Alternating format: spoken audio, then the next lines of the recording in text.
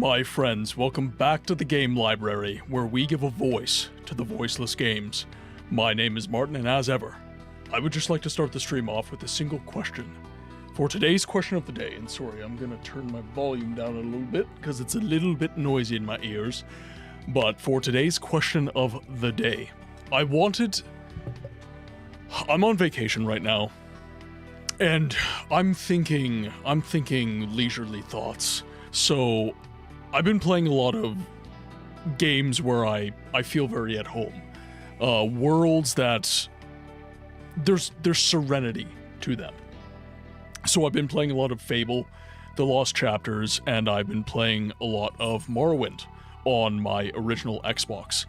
I thought about playing it on my PC, but frankly speaking, I do so much work at this desk that I wanted to take my Xbox upstairs, hook it up to my TV, and just play some Morrowind on my original Xbox, which has been really, really fun. I was thinking the loading screens would be kind of a turnoff, and they have honestly not been that bad. I don't know what it is about the internet's, there seems to be a fixation about loading screens and that sort of thing within game. Andar, welcome in. I hope that you're having an absolutely fantastic day. Hope that all is well. Hope that it's been a good week. So yeah, I've been playing a lot of OG Morrowind. A lot of modern game conversations are like, but the loading screens.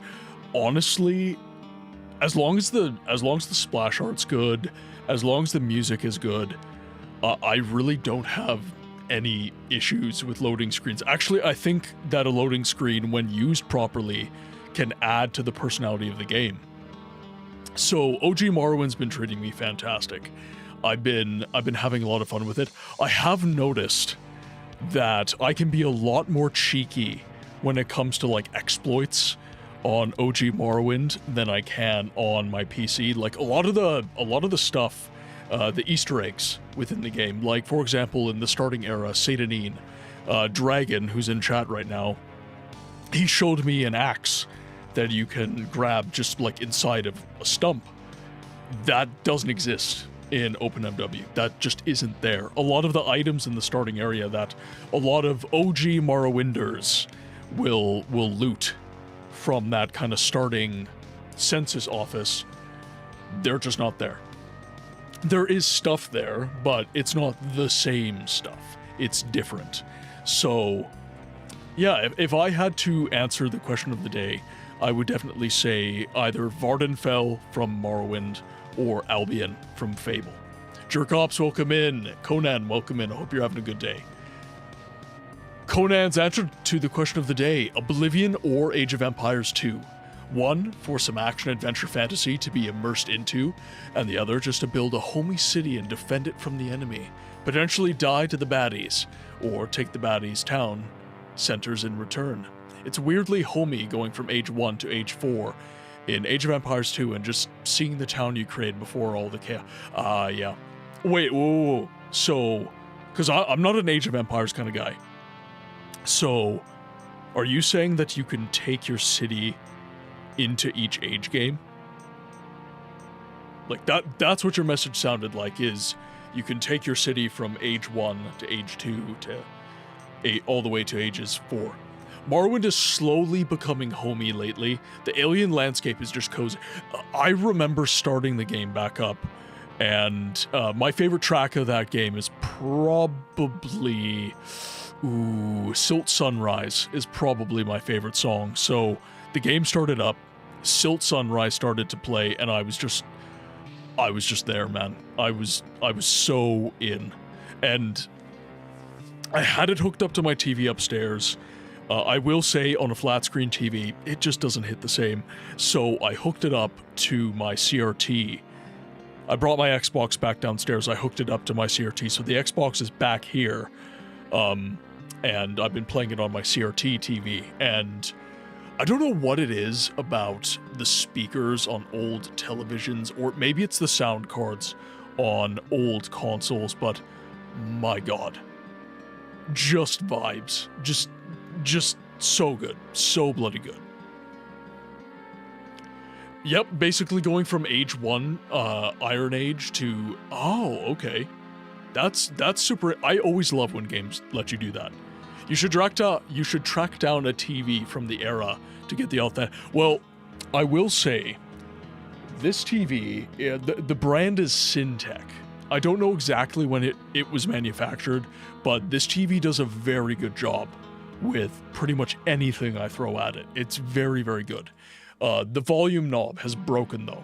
The volume buttons do not respond to me anymore. So I might have to track something down, like a old appliance store or something like that, and see if they can fix it. I have also thought about getting... It's a rather small television behind me, so I was also thinking of maybe doing like a Sony Trinitron or something like that. Like, that's kind of the gold standard of like retro game CRTs. But it's a little bit too big for what I need. I do need to just build my own stand as well. Like, this shelf isn't really built for what I'm using it for, so I need to... I got a miter saw now, so I can build it, so I just need to get the dimensional lumber and just make the damn thing. By the way, guys, I'm sorry if my voice sounds a little bit hoarse at all today. I've been recording video all day today. I've been doing short form, long form, editing, all this different stuff. So the day has not been kind to my voice. And I might have drank a little too much coffee, so I apologize if I sound a little bit stale or anything like that. These glasses, definitely, I need to get like a spray for them. I need to get a spray for it. They're always like cloudy whenever I take them out of the soft case that I have. The ages are basically technology levels within each game that change the look of the... Oh, okay, so it's like Civ. So it's like Civ going to different eras kind of thing. Like, you know, you're in the feudal era or you're in the Renaissance era, that sort of thing. Alright, that is much better. I do have this nice, like, silken cloth that I use to wipe my glasses down.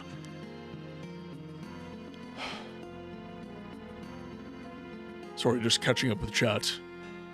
Ooh, you finally finished Metal Gear Solid. How was it? How was it? I'm not the biggest Metal Gear Solid guy. I stopped playing after 4. Guns of the Patriots... I felt like it was kind of it was a good end point for me, and I found out where the story direction was for 5. I got spoiled on it, and I wasn't super interested in the direction of Metal Gear Solid 5. It's not that it's a bad game, I just wasn't super interested in the direction of the Phantom Pain, so I stopped at Guns of the Patriots, but I've had individuals trying to convince me to start to play Metal Gear Solid 5 and some of the Metal Gear games that came after Guns of the Patriots. 5 is a really good stealth system aside from that Act 2, which is very tedious, but it does answer some questions from the series. Ren, welcome in. How would I rate The Witcher 1 out of 10 now that I've beaten the main game? All the good and the bad. I would rate The Witcher 1 at a solid... for me. So this is the, shall we say, biased take. For me and my caprices, I would put The Witcher 1 at a good 7 or 8 out of 10.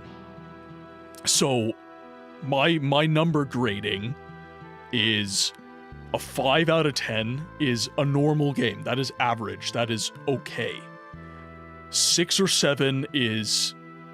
Well, 6 is good. I would think about replaying it again. 7 is very good. I will definitely be replaying it again. 8 is... damn good. I will definitely be replaying it again. And 9 or 10, that's just like, that's stratospheric. I love the game. It is one of the best games. Like 10 out of 10 to me is I consider it one of the best games ever made, right? And I don't consider The Witcher 1 one of the best games ever made, but I consider it a damn good game, and it is a game that accomplishes what it sets out to do. And I think it is one of the best immersive experiences that I've had in a very long time. I very much enjoyed that. I still haven't beaten the game, so I don't want to rate it, but for me it's also a 7. I'm loving it, but obviously it's held back by its age, and it's nonetheless a good game. Yeah, like, for me, what really wears it down, it's not the combat, it's not the crafting, it's not even the graphics. For me, there's 2 things that really encumber The Witcher 1 and stop it from being kind of the next tier up for me. Number 1, all the backtracking. Chapter 2 especially, that swamp area, I backtracked way too much. Way too much. So that wears it down for me a little bit. Number 2, the questing system. You get there. So through conversation with the NPCs and everything like that, you do eventually get where you need to go. But when it comes to the actual quest journal, I really think it's lacking. I really think that they could have polished that more. And like, I'm not looking for quest markers, I'm just looking for better clues. I'm totally accustomed to games that have 0 quest markers in the game. Games like Thief. And I am accustomed to getting lost in my games. Like, I don't really mind that necessarily. But I want me getting lost to be my fault. I don't want it to be because the game didn't give me proper clues. So with Thief, the game gives you proper clues at the start of the mission. You know where you need to go. You just sometimes don't pay attention and you get lost. That's fine. Morrowind. Sometimes it can be obtuse, but most of the time it tells you where you need to go and it's fine. I don't think that The Witcher does a particularly good job in that particular regard. So it loses points for me in that. On the non-retro side of things, I got 4 side quests left and 1 DLC, so can probably wrap that up soon. Oh, which game? Is that, Silly enough, Guns of the Patriots was your introduction. Oh, okay, Kingdom Come Deliverance 2. Okay, gotcha. The game misleads you quite often, alluding that you should do thing X, but in reality you have to do Y and Z, because those things don't push the plot forward and finally allow you to do X. Well, and that's the problem. Like, there's so many quests that have through lines, like integral threads that bind everything together. So the Berengar quest, you get the Berengar quest like immediately. You don't resolve that quest until endgame. So I do have some problems going like, okay, like, I understand that you encountered the theme of Berengar very early in the game, but you could have had it to where it was like a stepped system, so like Berengar Section 1, Berengar Section 2, so on and so forth, and at least you get accomplishments. You eliminate the quest from the quest load that way. It's the Book of... Oh, I'm not even sure I'm gonna... Book of Ronester. I'm the Book of Ronester. My man! Rainlight, welcome in. I hope you're having a good day. We're gonna see if I lose my voice this stream, because I've been recording video all day, so this... I'm done. I'm absolutely done. You love getting lost in Elder Scrolls games, Witcher 3 and Cyberpunk 2077. You feel like I can discover things just by getting lost instead of getting frustrated that I am in fact lost. Yeah, I think that's a good distinction, and in The Witcher 1 you definitely end up being frustrated. The quest tracking UI is kind of messy. It's overloaded with quests that are the same thing, just worded differently. Precisely, yeah, that's exactly what I mean. Exactly what I mean. And again, it's not saying The Witcher 1 is a bad game. It's just saying that I personally have struggled with certain aspects of said game due to various factors, and the quest UI being one of the biggest ones.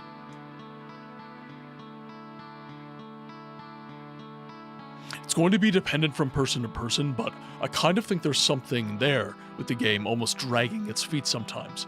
Gotta go full on tracker and detective. True, so whenever you get stuck, whenever you get lost, that forces you into a situation where you push through, right? You start talking to more NPCs, perhaps some NPCs you've never spoken to before. And I would say that is how you end up getting a lot of the weird kind of obtuse quests, and there's a lot of those in The Witcher 1. So if you want to get the really obtuse kind of Easter eggy kind of quests within the game, getting lost is kind of the way to do it. And a lot of old games, they do that sort of thing, but it does get it gets long in the tooth after a while, and I understand why people, especially modern gamers who have not played anything retro, it's very easy to get frustrated with that sort of thing. Yeah, that's what I was thinking as well. The quest arc that is spanning the entire game becomes passive. They could have closed the initial quest mechanically and then started it again when it comes. I agree. I think that personally, I think that would have alleviated a lot of people's frustrations. Another game I enjoy getting lost in is the Stalker games, specifically the sandbox mods like Anomaly. I'm not going to be playing with any mods, but I am looking very forward to playing the Stalker games. That's going to be a very sweet experience, I think. I'm going to enjoy that quite a bit.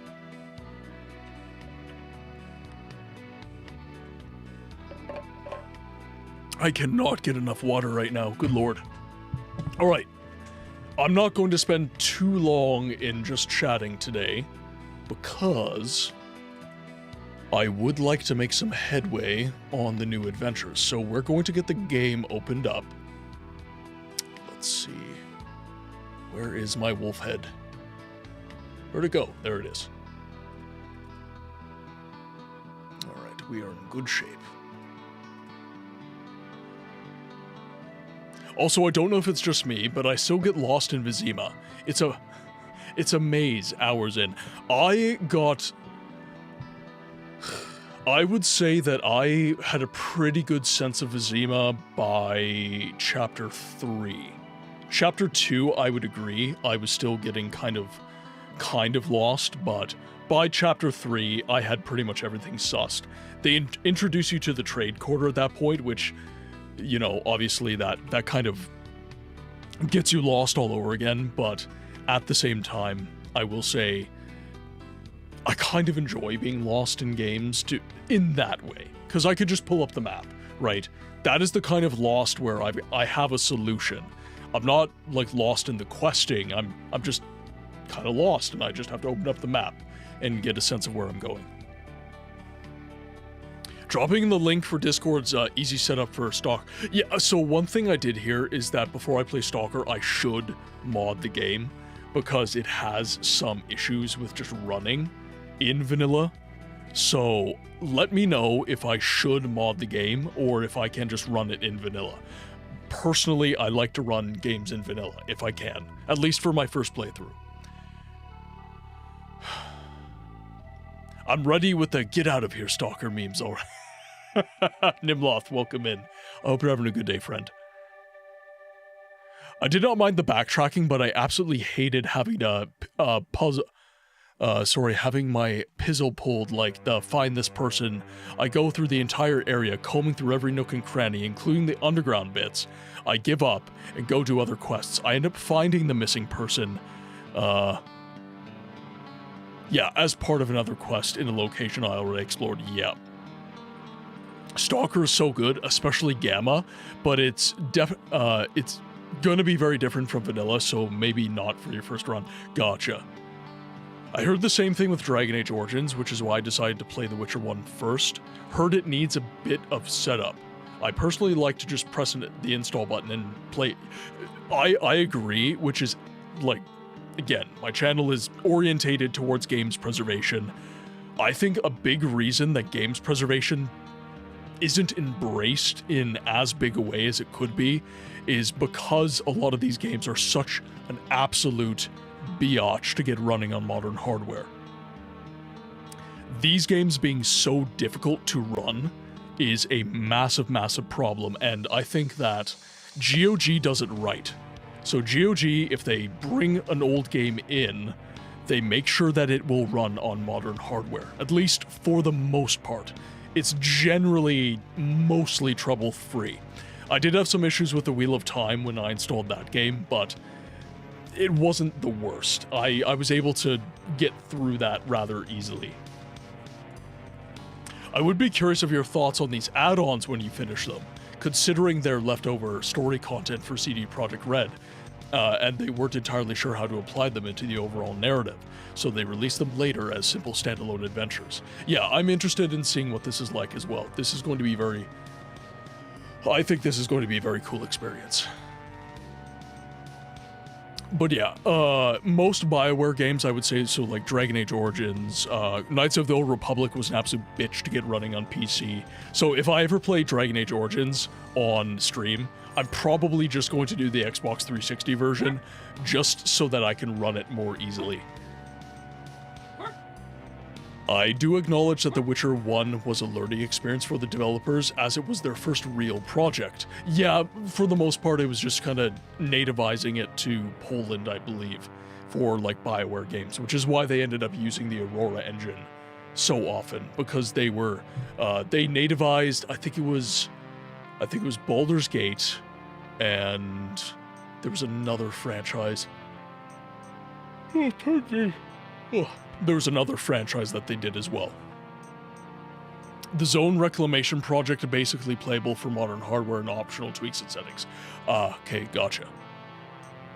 I don't mind poor optimization. I played through New Vegas, that is by far one of the greats, but also one of the worst when it comes to being buggy. It's a little pain when it comes to games that require me to move files and download about 3 mods so that I can open up for about, yeah. Interesting story, a little bit of history, I guess, for New Vegas. Obsidian had no time. So what happened was Bethesda told ZeniMax that they weren't going to get back to the Fallout franchise for Fallout 4 for, I think it was like 6 or 7 years after Fallout 3 came out. And ZeniMax, which is actually the parent company to Bethesda, a lot of people get this twisted. It's Microsoft, ZeniMax, Bethesda. So, a big issue that a lot of people ended up having is they said like, oh, this is so buggy, but it was like, they had like maybe a year to get Fallout New Vegas made. So they got the dev pack for Fallout 3, and then they said, okay, make a game, make a story, make all the stuff happen, do all the stuff and things. And narratively, I would say Obsidian blew it out of the park. Obsidian did a really, really good job. But when it comes to optimization, first of all, they got a dev pack from Bethesda. So, but in addition to that, they got a dev pack from Bethesda. They had to make a game out of that, and then they had no time for quality control. If they had gotten like another year, I think New Vegas would actually be a very well-sorted game. But that was not the case, unfortunately.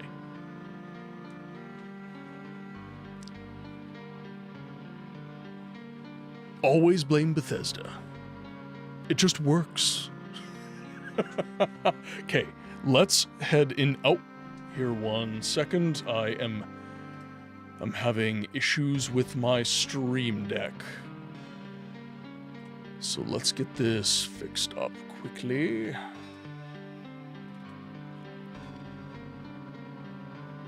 Oh, pardon me. Oh, jeez. I'm still getting my clock back from night shift. It's been absolutely brutal.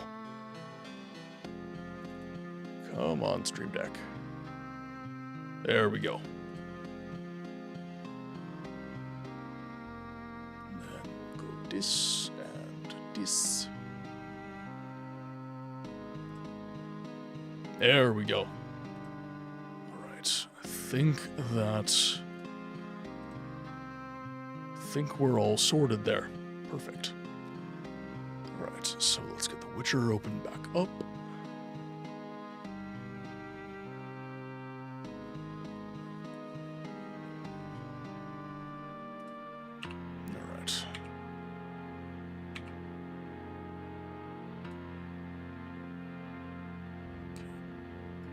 Oh, it does not like being tabbed out of this game. First add-on was Price of Neutrality, I think. You think... Okay, you think that's the name of it. Alright, I think we have to start a new game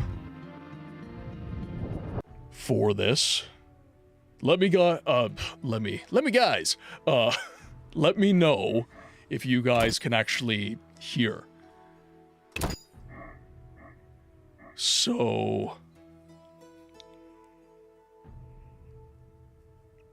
Oh, we've got Damn These Swamps, Price of Neutrality, Side Effects, Deceits, Wraiths of Quiet Hamlet, The Wedding, and Merry Witchmas. So it seems like Damn Those Swamps is the first one. But maybe it doesn't matter what order we play them in. The famed White Wolf Geralt of Rivia returns for the winter to Kaer Morhen, the Witcher's fortress that lies hidden amidst the Blue Mountains. He finds that uninvited guests have arrived before him, bringing trouble with them. Becoming entangled in their conflict, Geralt must choose between the greater and lesser evil, decide if he is willing to pay the price of preserving his neutrality. I hope they do, Ren. I really hope. Because there's a magic to this game, right? There's an absolute magic to this game. And I really think that if CD Projekt Red knocks this out of the park, they're going to cement themselves as one of the greats. They really will. But if they botch a remake of The Witcher 1, if they fail to capture the sauce that made this game so loved, we're going to have some really big problems. Question of the day from Jerkops. I absolutely love everything about Witcher games. World as a setting to live in. The setting is particularly made for me. The dirty Game of Thrones politics, the hedonism in the cities, the dark fortresses, all the monsters.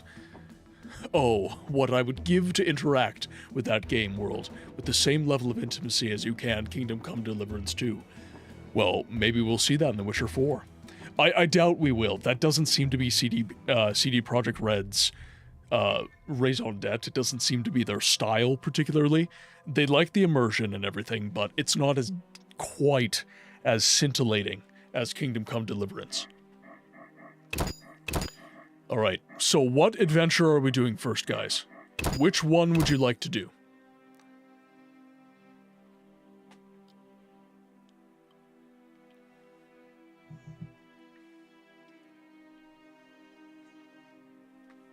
Because I was just going to start with the top and I was going to work my way down, to be completely honest.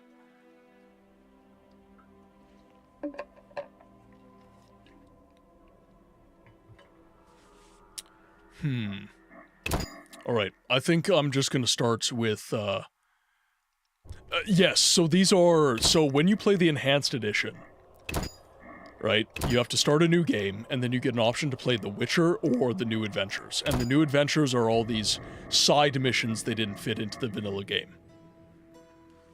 The two that matter are the Price of Neutrality and Side Effects. Okay. So let's do the Price of Neutrality then. Might as well. Intermediate level, recommended for most gamers. Combat is challenging, alchemy is useful. For advanced gamers, combat is difficult, alchemy is required to survive. Keyboard and mouse controlled during, featuring a dynamic over-the-shoulder camera recommended for experienced gamers and those who want to get closer to the action. Control mode can be changed at any time during the game. Well, obviously we're doing keyboard and mouse. We're not just doing mouse. I wonder if I should do... Okay, we're gonna run this one medium, and then we'll see what happens afterwards.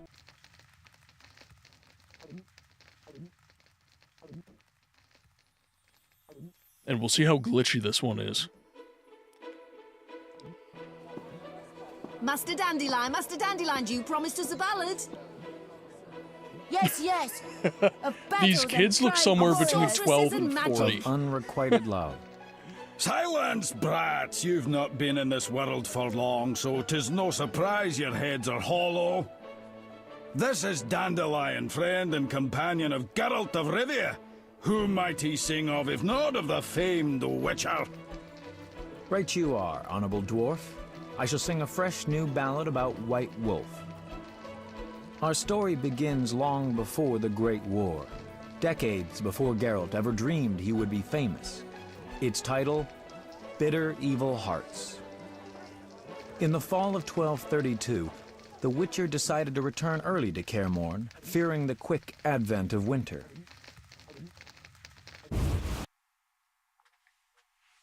Alright.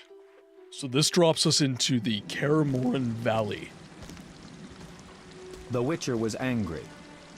The final stretch through northern Kedwen was usually calm, but not this time. He was twice ambushed by bandits. Then one night, wolves attacked and killed his horse. He had grown accustomed to the kindly gray mare he had traditionally christened Roach. To make matters worse, at the foot of Kaer Morhen, he encountered a camp. Like all Witchers, he believed the fingers of one hand would suffice to count the people who knew the way to the Witcher's fortress. Visitors were a sign of trouble. You've earned talents. Use these to upgrade character feat. Okay, so oh, okay. All right. Okay, perfect. So in that case, let us upgrade as much as we can.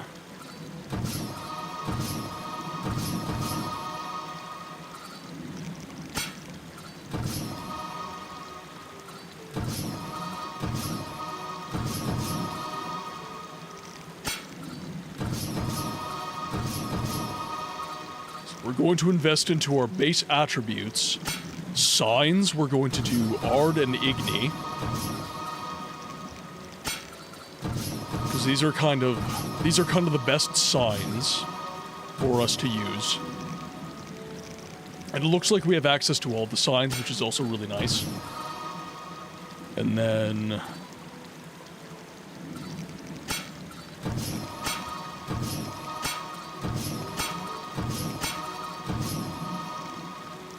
Alright, so right now we're encountering men.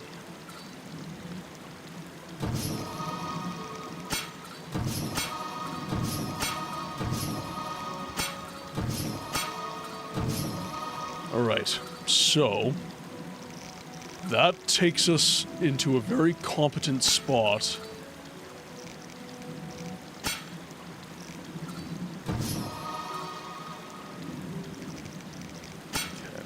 So, I think we are in, let's see, so there's 6 of each. So 12, okay, so we're not going to be able to upgrade bronze for all of these. So I think what I'm going to go with is I am going to go...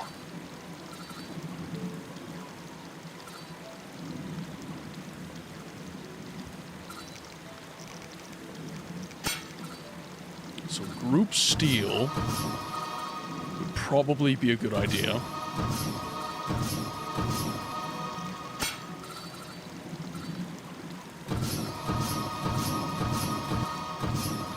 There we go. And then we'll do less upgrades for fast and strong. All right.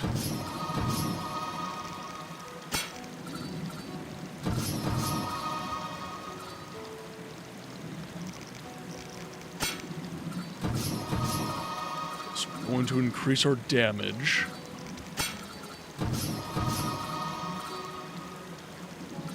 And then...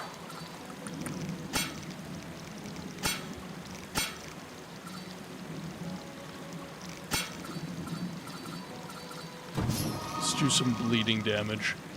And for... so we took silver for each of these.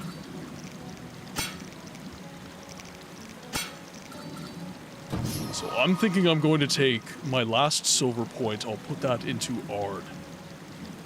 And I think that is a halfway decent spec. It's not amazing, but it's better than nothing.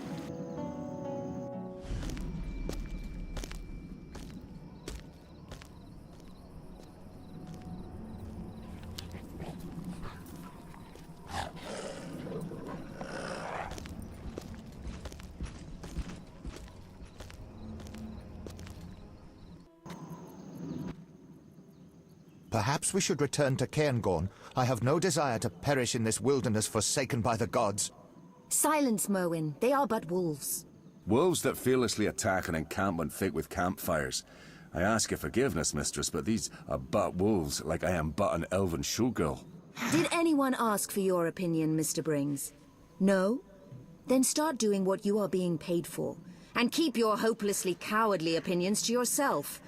We would all be safe if your boys manned their stations, instead of constantly playing dice while bathing in drink. Now take away this corpse before its stench fills my tent. Can I ask what happened? Wolves killed the boy. Nothing unusual about it happening in the camp. It's commonly known that wolves, the cursed beasts, love flames so much that they bathe in them if they could. Enough, Brings. Who are you, sir? Geralt of Rivia, Witcher. Prince Merwin Adamain of Ard Caraig. Kind of you to visit, finally. We've been awaiting your response all day. Response regarding... I'll explain. I'm Sabrina Glevisig, sorceress. Come see me at my tent. Merwin, I assume you won't mind my handling this matter? No, though I will want to know what you agree. It'll have to wait, whatever it is. Wolves approach. To arms! You All right. wish.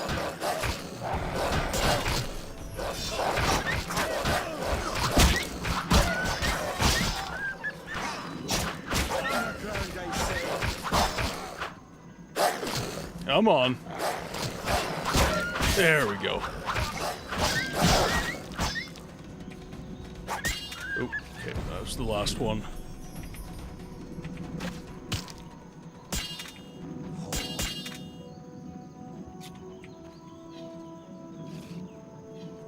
Alright. Let's just grab what we can. I can't take the Orins. Why the hell can't I take the Orins?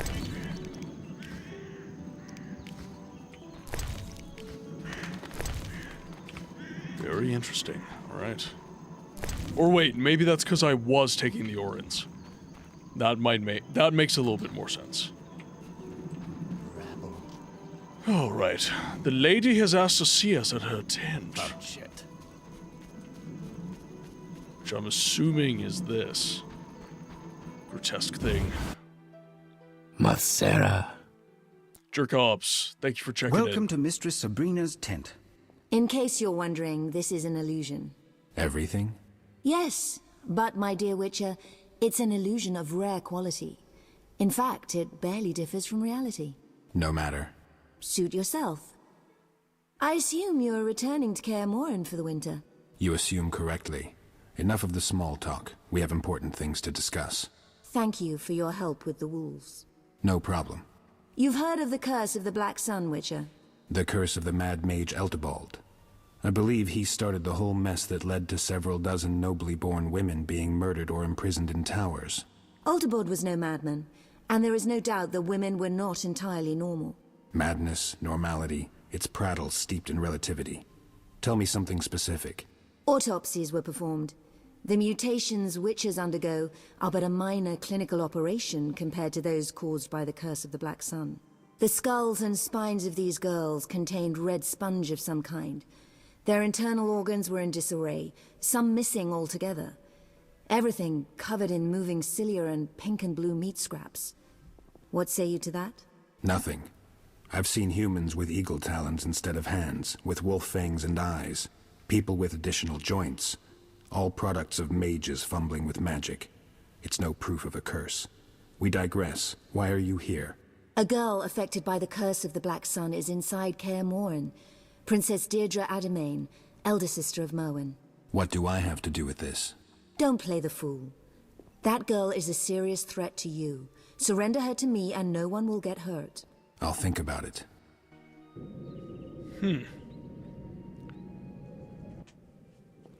Sabrina, I wish to have a word with you. Naturally, Merwin, but not now. I have several matters to discuss with Geralt of Rivia. Is there anything I should know? Don't fret. We will confer later. In that case, I shall take my leave. Interesting. Alright. So, Curse of the Black Sun, Etibald's prophecy had wide repercussions. To this day, the debate rages on whether it proved true or the ravings of a madman. In all certainty, there occurred a solar eclipse after which many mutated girls were born. Some of them were isolated from society immediately, from whence the tales of princesses imprisoned in towers atop glass mountains, and princes who set out to rescue them.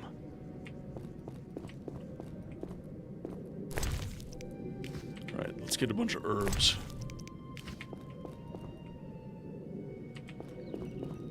See what we can grab here. It's an unknown.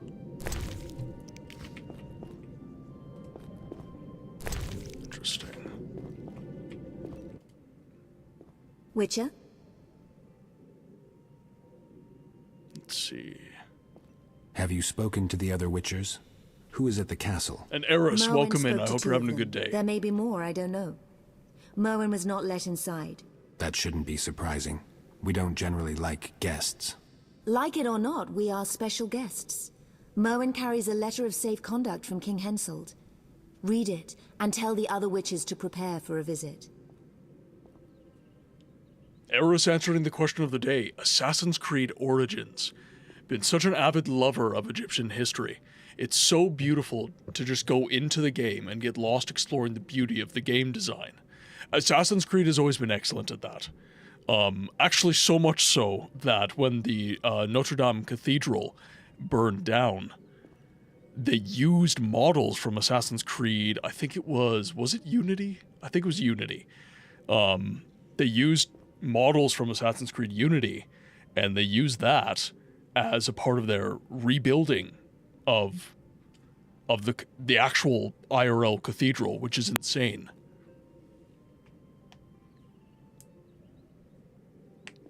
I haven't made it to the Blaviken story in The Last Wish yet. I'll be in for ooh, I like surprises. I do like surprises. What do you aim to do with Deirdre? See if the curse can be removed. Study it, and finally and ultimately conclude the matter of the curse of the Black Sun. Contrary to what you believe, I intend to make her an offer. If she can find the will to aid me, it will only ease things for all of us. And if she doesn't agree to help? I shall force her. Yes, Geralt, for the greater good, I will bow at nothing. For I stand to save hundreds, perhaps thousands. You may not believe me, but there are more women of this kind. Many rule entire lands with a cruel hand. I am to report to the Council of Mages, the first trustworthy report, containing specific results. I must examine the girl, and that is precisely what I will do. Nothing and no one will stop me.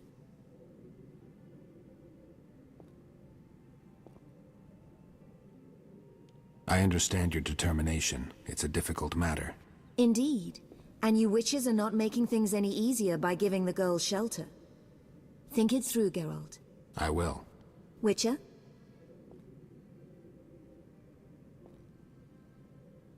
I've heard nothing to convince me that the girl is cursed. What proof can you offer? Quite a bit. All the girls born soon after the eclipse were discovered to be inclined towards cruelty, aggressive, prone to attacks of wrath and wildness. Sounds like quite a few women I know. Spare me the sarcasm. That is not all. The girls who were not cared for by mages showed exactly what they were capable of relatively quickly. They drowned entire lands in blood, ordering those captured to be tortured, executed. Enough, Sabrina. If a curse could be used to explain the cruelty of all rulers, the world would be both simple and beautiful. Have anything specific or not? I do. Hear me out and try not to interrupt. A magical aura surrounds Deirdre. From what I know, most people have an aura. Chaos, You're welcome in. I interrupting. hope you're having an excellent day. This is no normal aura. In her presence, the magic energy we draw on to cast spells dissipates.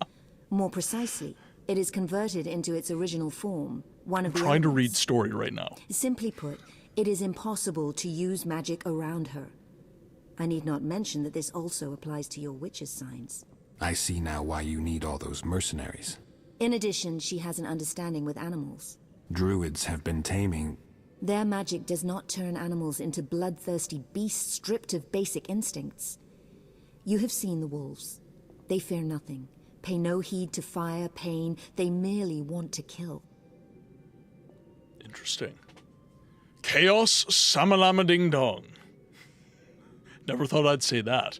I would like to live in Destiny Island from Kingdom Hearts because it looks so peaceful. I'll be the one staring at the sea every...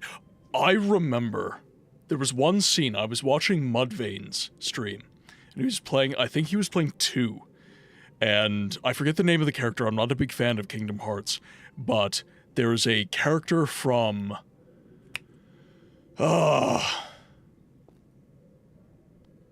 think it's the original character for the game, and it is voice acted by Christopher Lee.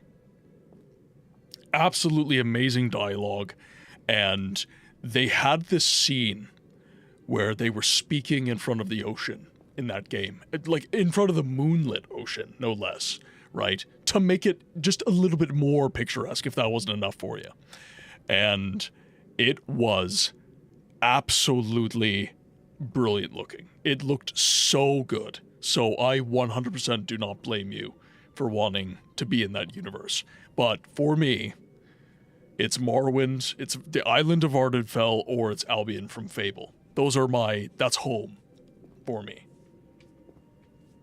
Oh damn, so you ended up running the price of neutrality after all. Yes, so we ran a vote on the Discord with the community, and I was expecting the community to say, just move on to The Witcher 2, and we'll just do these side missions just, you know, as an aside.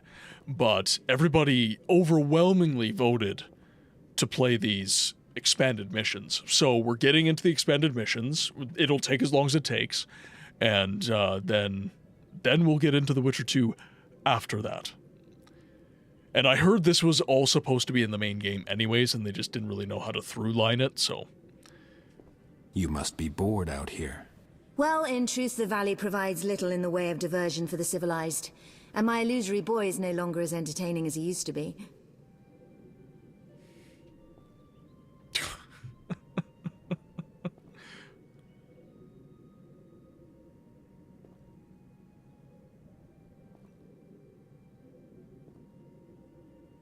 Or maybe it's time to go then. I'm sure there's no lack of entertainment for the civilized at the court of King Henselt. Don't count on it, Witcher. I will not give up so easily. It was worth a try. Witcher? See you soon. I will say Geralt's voice acting is also quite different here. Like, very different. Go and speak with the Witchers. Sway them to my point of view. I'm a professional. I know what the girl needs. And I'm very good at demonstrating gratitude. That I do not doubt at all. Squishy Bunny, welcome in. Hope you're having a good day. Well, the map this adventure takes place on is supposed to be in-game. That much is true. I lead this expedition. Remember that. I will. Are you able to read? I am. Then read this scroll. To my barons, vassals, and all free subjects. Go on, go on. Let it be known far, wide, and by all, that I hereby declare Merwin of Caingorn to be our loyal and trusted servant, and to be loved by us, thus rendering all who cause him grief liable to incur our royal wrath. Henselt, King of Kedwin. Good enough. Understood? Indeed, though grief is spelled differently. I see you are quick. So you accept that if the Witchers wish to travel freely and unmolested about Kedwin, they should not cause me grief, no matter how the term is spelt. You don't seem like anyone's causing you grief. Not yet, no. But that may change, and my patience has its limits. I wanted to ask you something. Just been dealing in hay all day, finally almost done raking it. I sympathize. Mrs. Books has horses, and it can be a lot. Yeah, it can be a lot. What brings you to Kaer Morhen? Can I ask a personal question? Can I ask a personal question? You may. What's your connection to Sabrina Glevisig? Mutual respect. That's evident enough. Hmm? Can I ask a personal question? You may. What do you think of Deirdre? I'm talking about the curse, of course. My information is limited.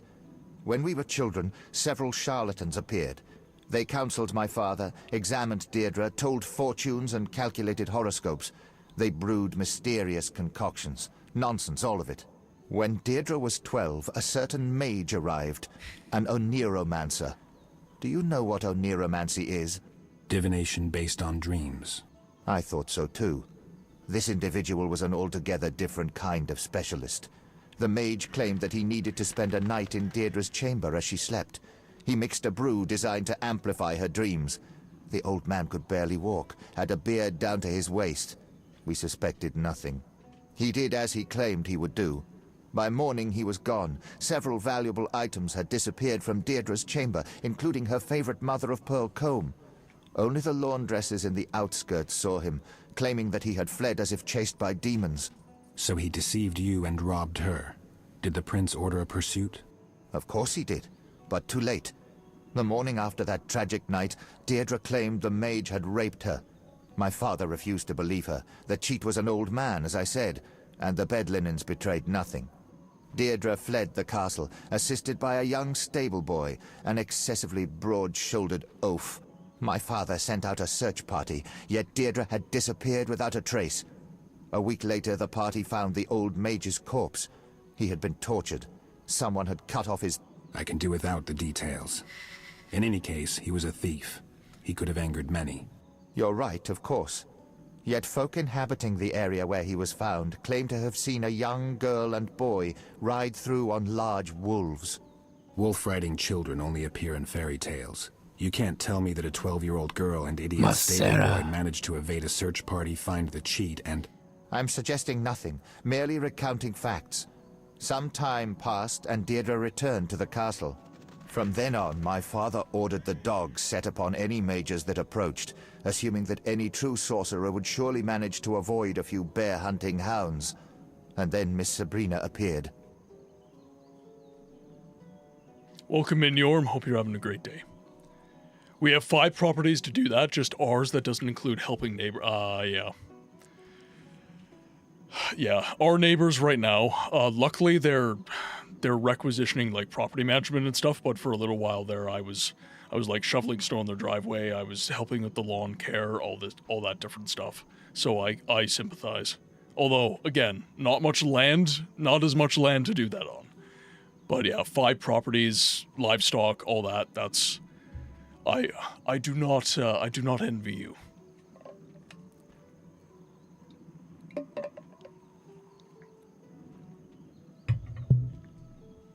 May I ask what brings you to Kaer Morhen, sir? My sister, Deirdre. She is my elder, and in Kedwin, the eldest offspring inherits all titles and estates, no matter the gender. My father, Prince of Cairngorm, may he rest in peace, passed on 2 weeks ago, a victim of syphilis. So Deirdre is now Princess of Cairngorm? She would be, if not for the curse that holds her. Anyone aspiring to the throne of Cairngorm must fulfill 2 additional conditions. Cairngorm is a vassal state of Kedwin. For decades, the princes of the north have bowed before the throne at Ard Carreg, a throne currently occupied by King Henselt, who has made his opinion on the issue of cursed princesses very clear. I think I get it. And the second condition? Do you know Cairngorm's history, Witcher? Not well. We have this custom whereby any aspiring ruler, prior to assuming the throne, must spend a day amongst the duchy's simple folk, execute a series of menial tasks, and pray in the Temple of Freya in the evening. Sounds reasonable. The problem is my sister has displeased the simple folk in the past, and though she most probably could bribe a few prominents, the priestesses of Freya will never accept her. Because she is cursed, supposedly. Because she has killed too many, even for a princess. Her victims include the priestess Isildura. Truthfully, the old hag was nearing the end of her days, but that changes little. Is it certain that Deirdre caused her death? Beyond any doubt. When Miss Sabrina decided to perform a magic ritual that was to lift the curse from my sister, Deirdre went mad. Then a huge wolf emerged from behind a house, and before it could be stopped, it shredded Isildura's throat. Miss Sabrina cast a powerful spell, and the old priestess's spirit arose and said, I was killed by Deirdre Ademain, who was born beneath the Black Sun. Sabrina cast a spell, you say? I believe necromancy was banned. Alright, ads are currently running, guys. There's going to be a lot of story in this particular section of the game. I really don't want people to miss anything, so we're going to walk over to Kaer Morhen, and I thought I could do that without dialogue, but apparently not. What is it? I merely wish a brief word with you, sir, but reveal not to Miss Sabrina that I drew you aside. All right. Talk to me. Master, do not defend the lass you harbour now in your castle. She is not worthy. I detest her with all my might. It will be 2 years now when she passed through my village with her retinue. My father, keeper of the local tavern, took in the noble party. I know not if he offended her, or if it was just her whim, but she tormented my father to death, slowly and cruelly, forcing my mother and me to watch. May she be damned for the ages. And no one raised a hand to stop her? It was but the princess who had a retinue of armed men and who wielded a sword herself. There was nothing anyone could do. I beg you, surrender the girl to Sabrina, who will repay her for all her ill deeds. I need to speak with the other witchers first. Interesting. Alright. So, as I said, there's going to be some ads running. I'm going to attempt to go to Kaer Morhen without triggering any dialogue or major story or anything like that, but I don't want to not play the game, because we do want to get through this playthrough as quickly as possible. So I'm just going to try and do as much as I can without triggering dialogue. Crazy that Kaer Morhen is located in... Is it? Definitely looks like it. This reminds me very much of when I lived in British Columbia. I was very, very young when I lived in BC, but like Alberta Rockies and like northern British Columbia, very, very much this kind of vibe. And also Kaer Morhen in the distance is so beautiful. That's very pretty. Question of the day from Necro, Stalker, and Metro. That precipice of life and death, right and wrong, light and dark. It's the grit and reality that gets me. Squishy Bunny's saying, I see if I can get about the acreage of just the hayfields. Oh, like getting away with just doing the hayfields? I see.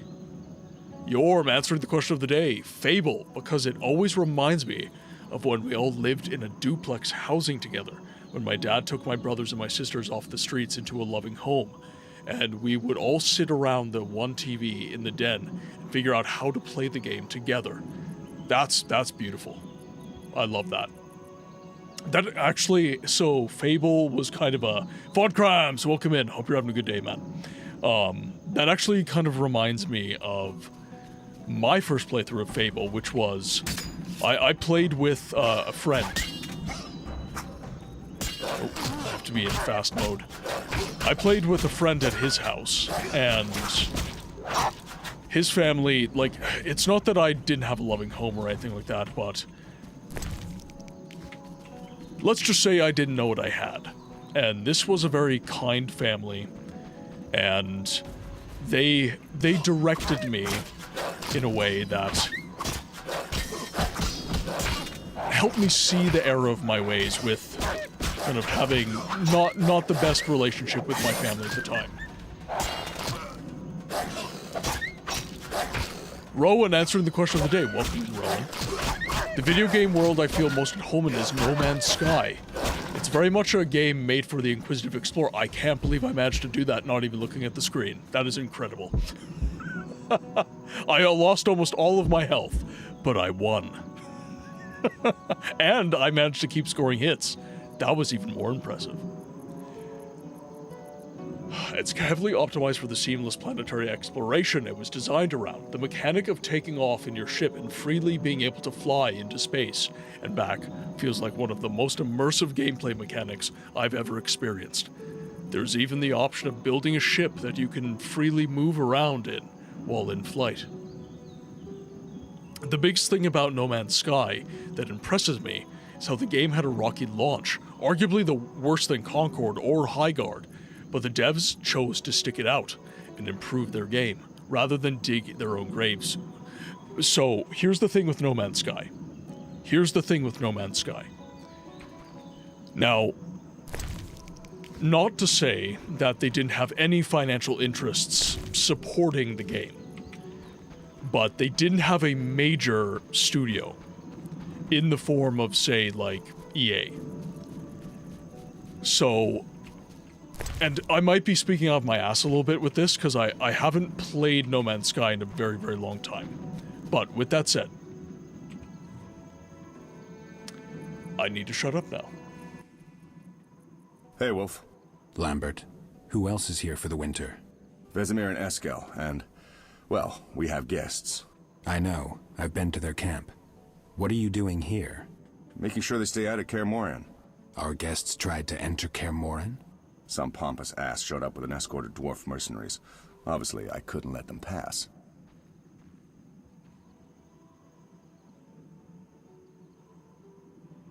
Obviously, though I hope you didn't provoke them. Didn't have a chance to. The Archospores sprouted first. Quite a few seem to have planted roots over the summer. I always thought they grew on graves of the murdered. Some bad wind must have carried the spores to the valley. It's full of them now. In any case, the dwarves evacuated the noblemen as soon as the plants appeared. It's been quiet since then. And of course they show up right away.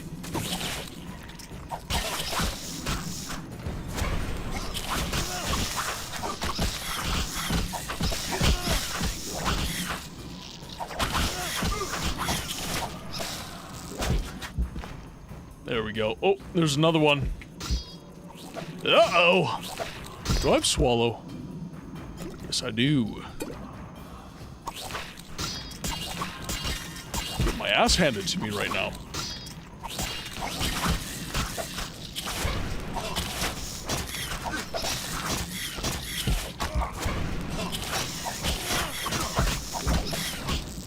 There we go. So, as I was saying with No Man's Sky, that was the dev's choice. Whereas a game like Concord or Highguard, those games were supported by some very, shall we say, prominent monetary interests.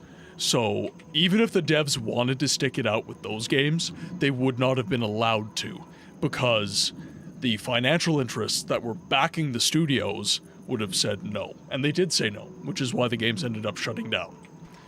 I don't think that, in the land of the hotfix, in the era of the hotfix, I actually don't think there's really... I don't really think there's such a thing as a game that is beyond repair.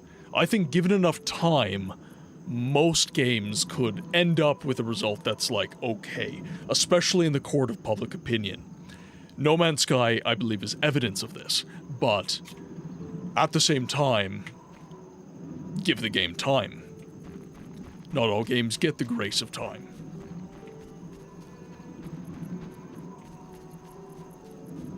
God, I love this. I actually like No Man's Sky at launch. I want to jump into it. Oh, you want to jump into it now that it's fixed? Well, Harold's been playing it like crazy, and he's having a hoot.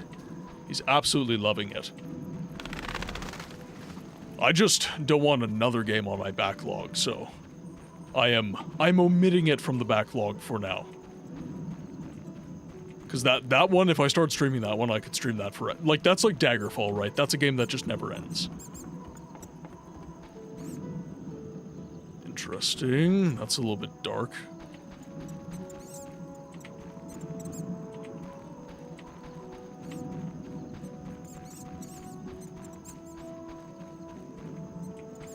Would that be why we're seeing a lot more games getting remakes and remasters? So, the thing with remakes and remasters, this is actually multifaceted. So one aspect to this, here, I'll get to it after this dialogue. Greetings, Geralt. Good thing you're here. Greetings. How is the path? Tolerable. Nothing groundbreaking. What is going on here, Vesemir? We've got a bit of a problem. The Princess of Caingorn arrived 2 days ago, claiming her envious brother and an evil sorceress were pursuing her. She's asked for our protection. She's got her castles all wrong. No knights in shining armor here. She was in bad shape, hungry, cold. We didn't have the heart to drive her off. Mm-hmm. And Eskel was acting strange. Before the girl fell asleep, she said one more thing, that one cannot flee one's fate. Later, Eskel told me a story. Some 20 years ago, he saved the Prince of Caingorn's life. He cited the law of surprise, and as they say, destiny proved fortunate. Unbeknownst to the prince, his wife was with child. I'm not sure that was entirely fortunate. So you've heard of the curse. In any case, on a day when the sky was dark as night at high noon, the princess gave birth to a girl. As far as I know, Eskel never returned to claim the child promised him by the prince. For some reason, ever since then, he's always taken the long way around Caingorn. So, now we need to deal with the brother of Eskel's unexpected child, a retinue of mercenaries, and a sorceress bent on dissecting the woman she suspects of being a mutant. As if that's not enough, the brother carries a letter of safe conduct from King Henselt himself. So we can hardly just drive them all away. What do we do? Talk to Eskel. She's his surprise. We'll meet back at the ford Lambert is guarding. Think it through, Wolf. I want to hear your opinion. Fine. Wolf. Interesting. No game in the era of the post-launch update is broken beyond repair. Except, of course, mixtape. Well, and that's the thing, right? It's... Will the game be given a chance? That's really the ultimate question here. And that's why I think a lot of indie games have kind of risen in this era. The idea is, if we're not going to get funding for the game that we want to make, we're just going to push and crowdfund and just get the game we want made anyways. So I'm not saying that AAA is irrelevant, it definitely isn't. It's definitely still very much the mainstream. But now there's ways to circumnavigate this. And No Man's Sky, I think, is an example of ways in which a studio can circumnavigate this sort of thing. But to Yorm's question, why we're seeing a lot of remakes and remasters. Now, a lot of people would say it's due to lack of originality. A lot of people would say that these games are making up the majority, especially of AAA releases. The numbers don't bear that out. But what it does show is that developers are looking for something safe. They're looking for something assured. They're looking for a guaranteed return. So, stuff like a remake of Resident Evil Code Veronica.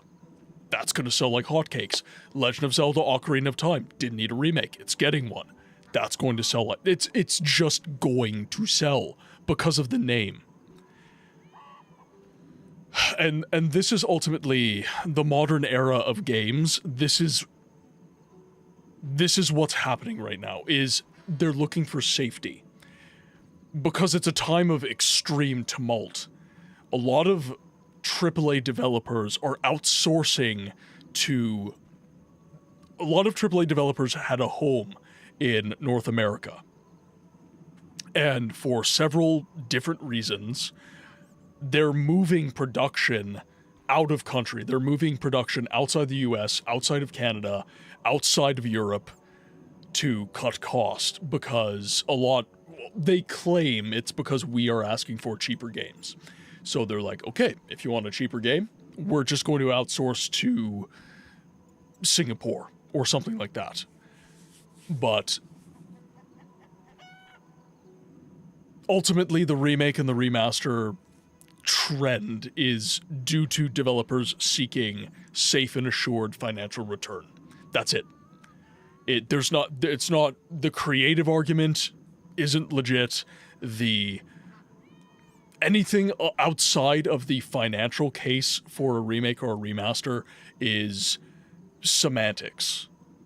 And it's us kind of reading into things because a remake sometimes is not as good as the original game, or it changes things that are really important about the original game. But at the end of the day, it's still just finances. It's still about the money. That's all it's about.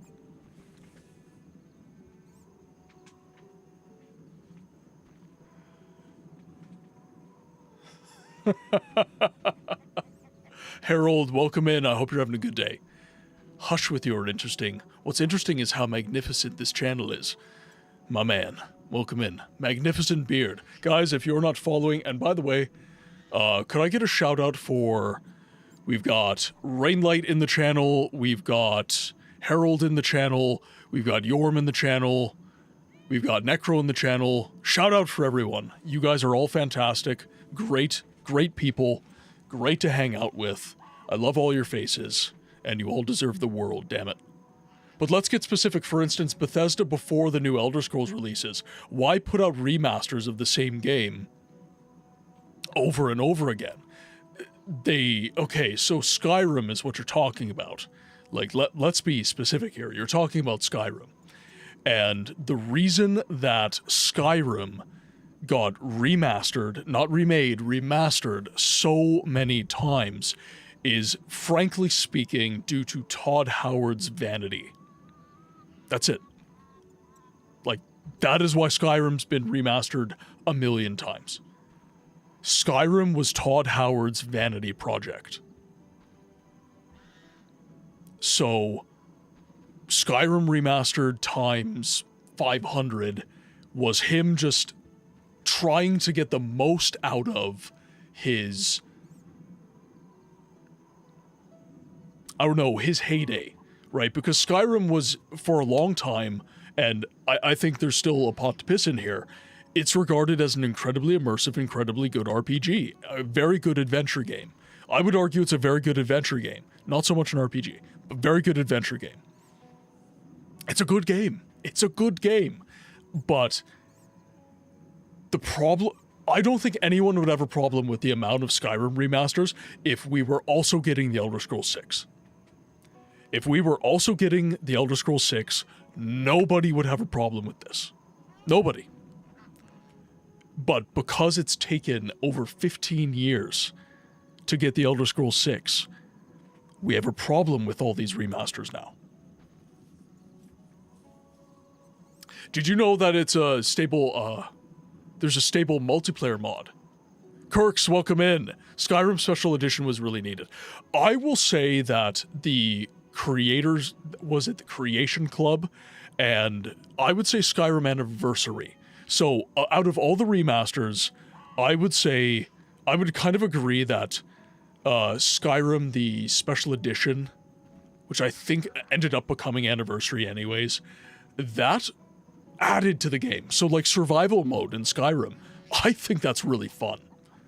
I think that's incredibly fun. I have a great time doing survival mode in Skyrim. It adds a layer to the game that I think is really interesting and really, really fun. Hey, at least Skyrim is safe from a games preservation. It is safe from a games preservation angle. You are right.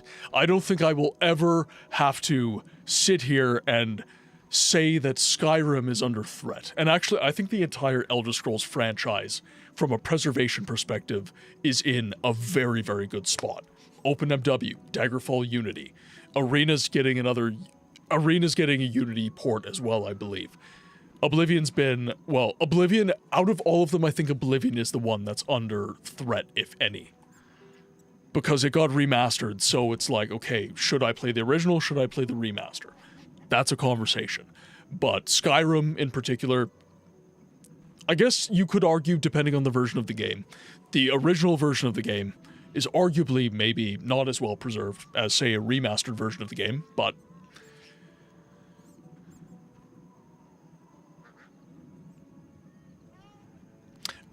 just gonna say and leave it at this, there are some economist issues regarding executives and shareholders that require consistent increased returns. So a trickle effect.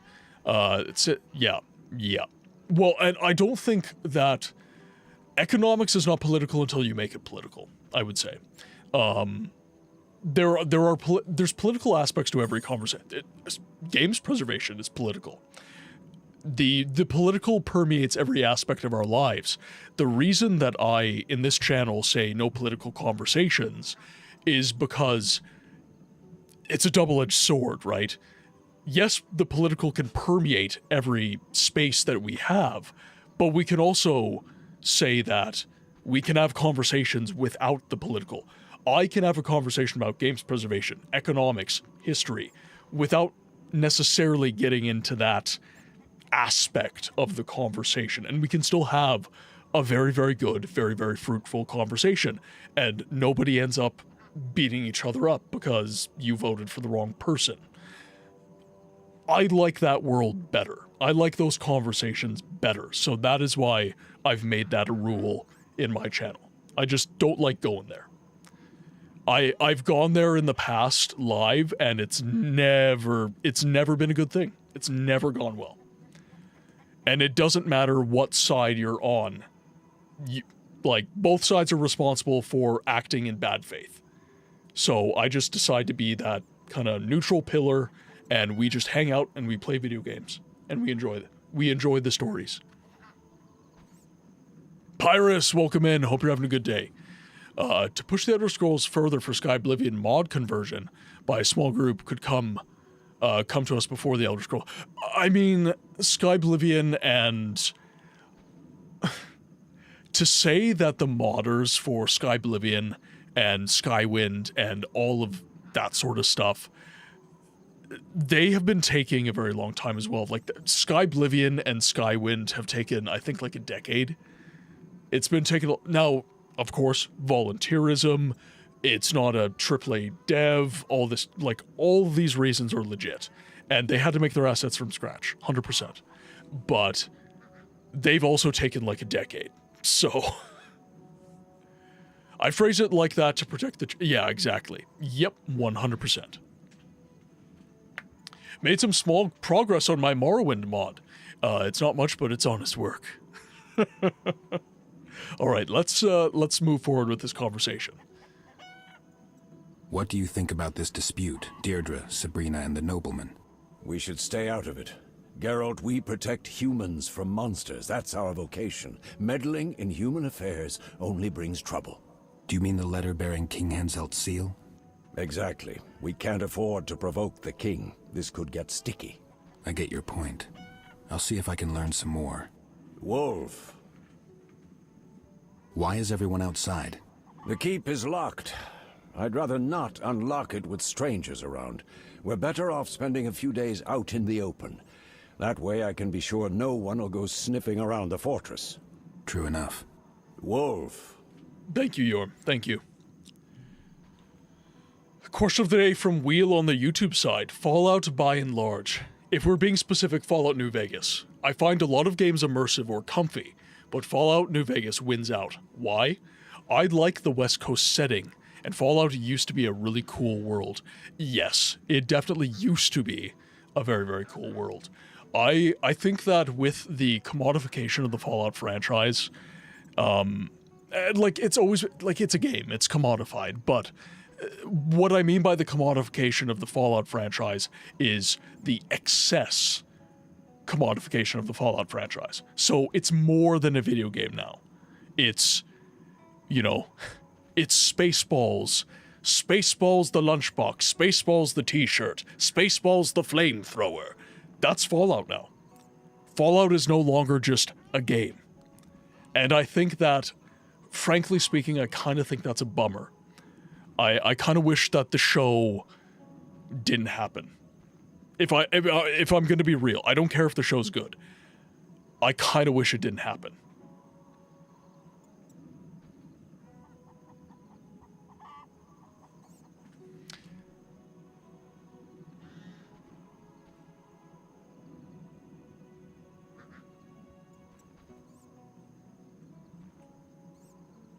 Yeah, Rowan, and that's the thing is, that's why I insist upon not going there in our conversations. Because we can have a conversation about morality and within a game, right? Geralt deals with morality every single quest. We can have a conversation without going in that direction with it. I think that's...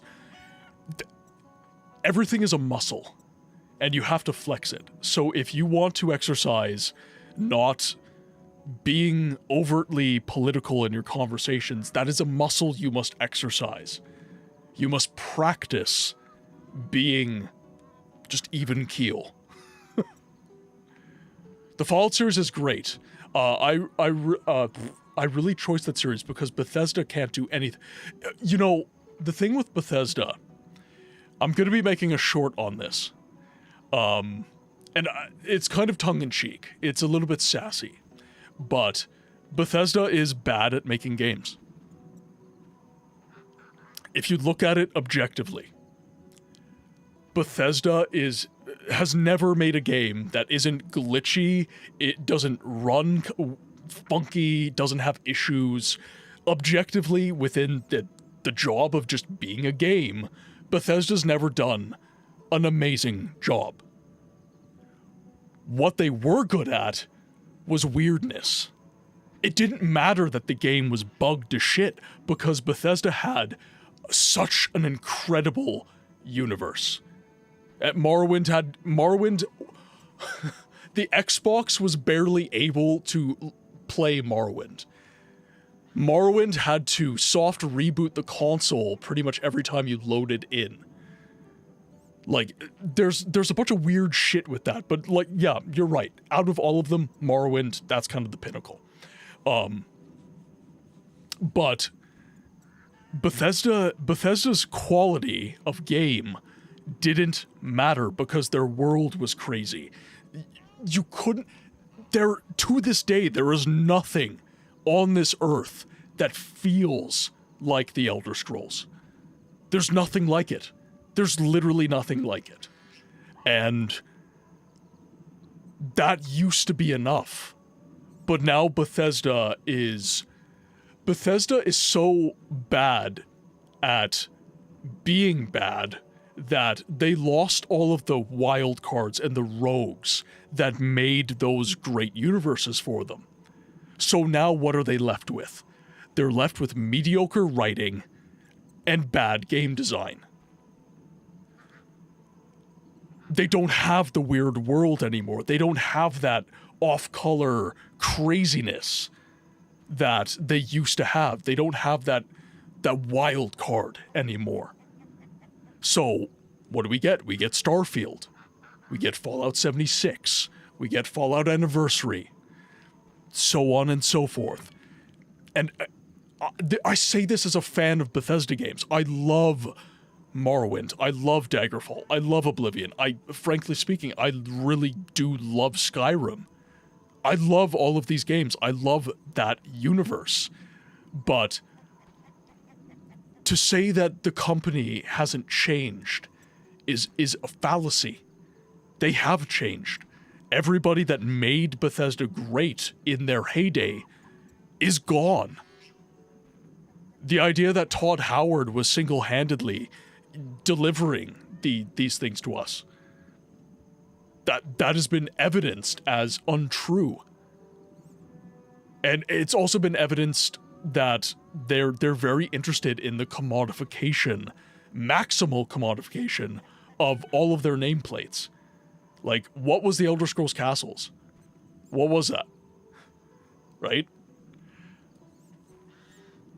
Bethesda has become another case like BioWare, where they should probably go bankrupt after all of their failures, but they have a big backer. Yep, Exactly. And again, Morrowind is amazing. Oblivion is amazing. Daggerfall is amazing. Skyrim is, for all its faults, amazing. I can say that, and that Bethesda has lost their way in the same sentence. I can... The two ideas are not mutually exclusive. I can say one while acknowledging the other.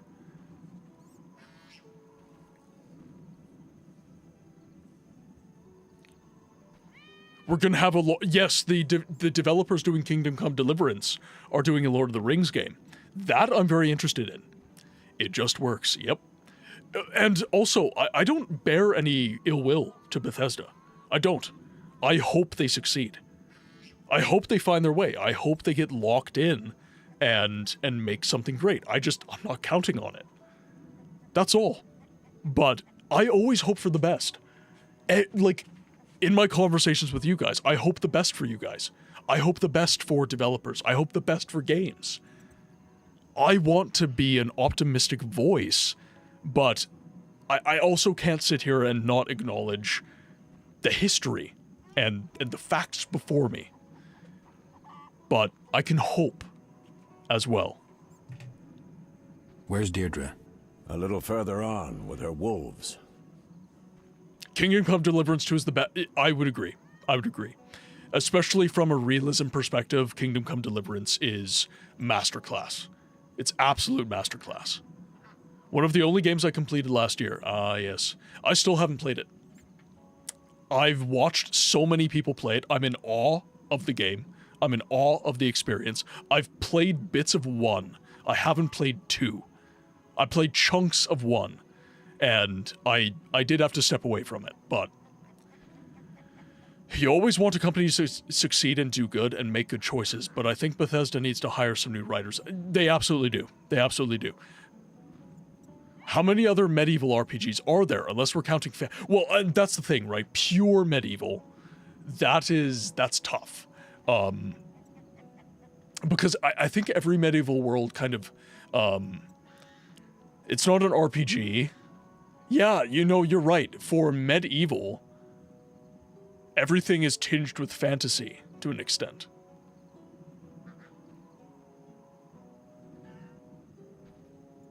Yeah, there's Mountain Blade, but that's not an RPG. There's Bannerlord, that's not an RPG. Yeah, I think you're right. Yeah. And of course there's like tons of sword game, like Hellish Court is such a weird game.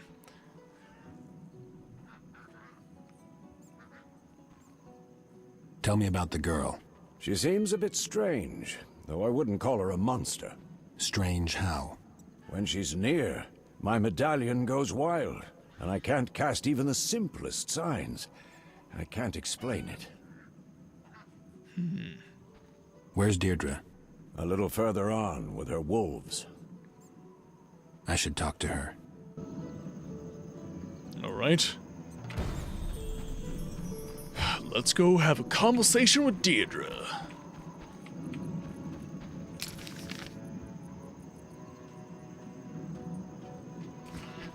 Alright, so she's well into the castle, by the looks of it. Actually, that's a good question. How many, like, medieval pure, real-world medieval RPG? Can we name one? Because that's another kind of cool idea. Like, what is... Like, is that another way in which Kingdom Come Deliverance has kind of shaken things Geralt. up? I'm Deirdre. Eskel spoke of you. I've heard a Really? few You things look like about Princess you, Cyrilla. too. If you mean from that lying shrew Glevisig. Calm down. I don't tend to judge based on rumors. Geralt,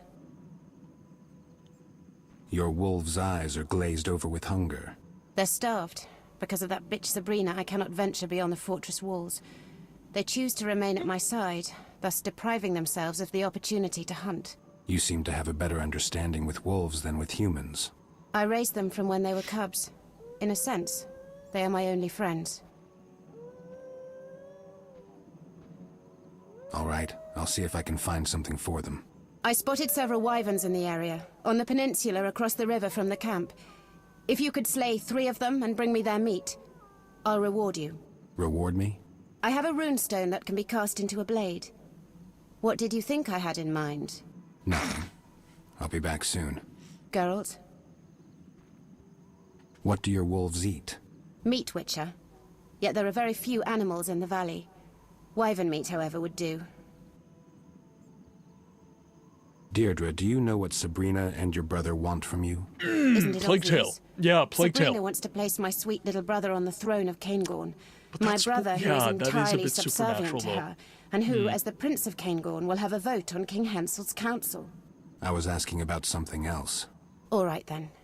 She believes me to be cursed, tainted in my mother's very womb. She believes me to be a monster. Are you? How the hell should I know? When I prick my finger, I bleed. I also bleed each month. When I eat too much, my stomach aches. I sing when I am joyful. And when I feel hatred, I kill. I don't know if I'm a monster.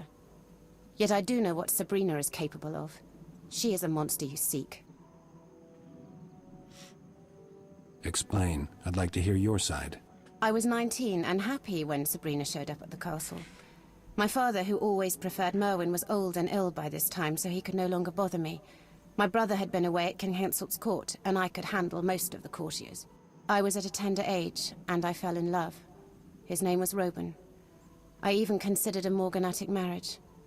Girlish fantasy. What does Sabrina have to do with this? She arrived with my brother, whom she already had on a short lead. She observed me, interrogated servants, tested the situation. My father's company of knights treated me like a daughter. I had always liked hunting, took part in manhunts for bandits. She needed proof, some spectacular way to defame me. And in your carelessness, you provided her with that proof. Sabrina decided to provoke me. She seduced Roban using magic so powerful that his mind became confused. He suddenly developed an intense fear of animals, especially of the dogs he bred. I wanted to help him. It was then I discovered that mages found it hard to cast spells in my presence, and that spells previously cast gradually subsided if I was near. I went to the small chamber Roban inhabited just above the kennel, and I found Sabrina there. I admit, I was enraged, wanting to tear her apart, but she was too quick. The hag flew out of the window on a broom. Roban was left drooling, whimpering like a child. Within an hour he had ceased gibbering, and within 2 he understood what the witch had done to him. I thought all was in order and I could leave him. I wished to settle the score with her and entered the castle. I know not what happened, but the spell grasped Roban once more as soon as I was gone. He began feverishly seeking Sabrina. In his wildness he entered a pen occupied by a very aggressive hunting hound. Did he survive? Yes. Though mentally he became a 2-year-old child, a child that feared animals intensely. Sabrina blamed the accident on me. I swore then that I would kill her. I carry a blade should I get the opportunity to use it. So, War Tales, I would call a survival game. I personally would call that a survival game. At least the War Tales that I remember. I don't know. Yeah, like, it's tough, right? But genuinely, like, pure RPG, like, just pure, honest-to-goodness RPG. I honestly think that Kingdom Come Deliverance is only the only name in town, honestly. What do you want from Eskel? You can be disarmingly kind. That was brusque, you're right. Sorry. I want him to stop fleeing his destiny. And become Prince of Cairngorm? Are you feeling all right, Deirdre? Eskel is a witcher. What of it? It seems you don't know how childish a witch's mores sound. I constantly hear things like, we're witches have no feelings, and so on. You don't fool me. You have feelings, emotions. You're like all people, except faster. I cannot fathom why you strive so hard to hide that. It's rarely wise to fight a legend. Sometimes you have to make do with it. Perhaps. But I'm not deceived. How did you find Kaer Morhen? I always know where Eskel is. I merely need to think about him. I'll be going. Interesting.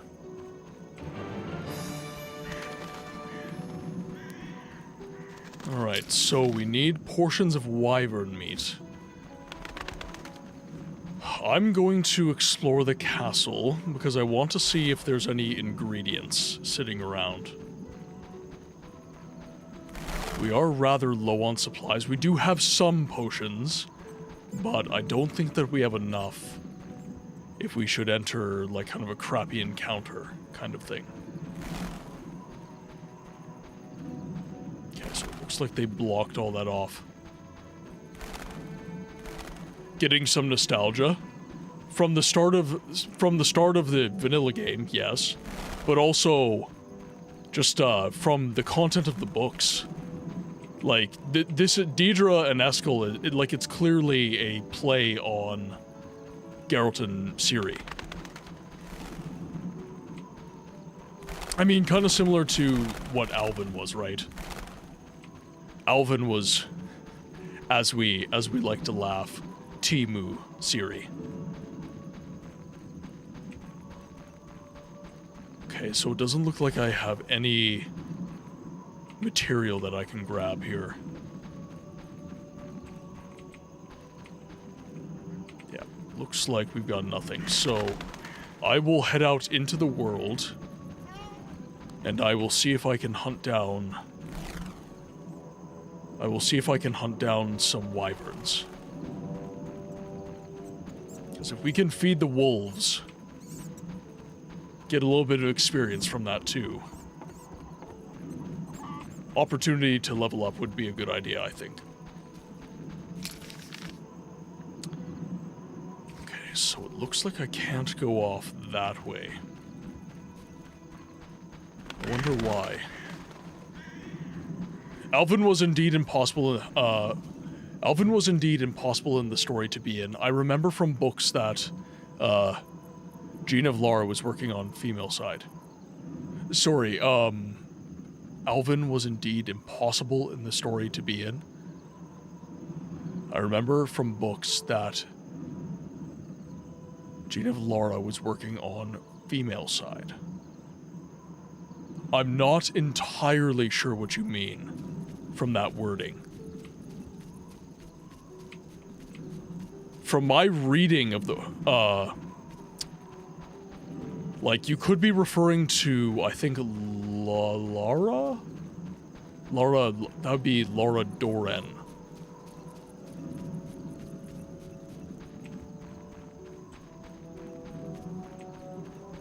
But yeah, in the books, at least what I've read, it seems like the Elder Blood only shows in women.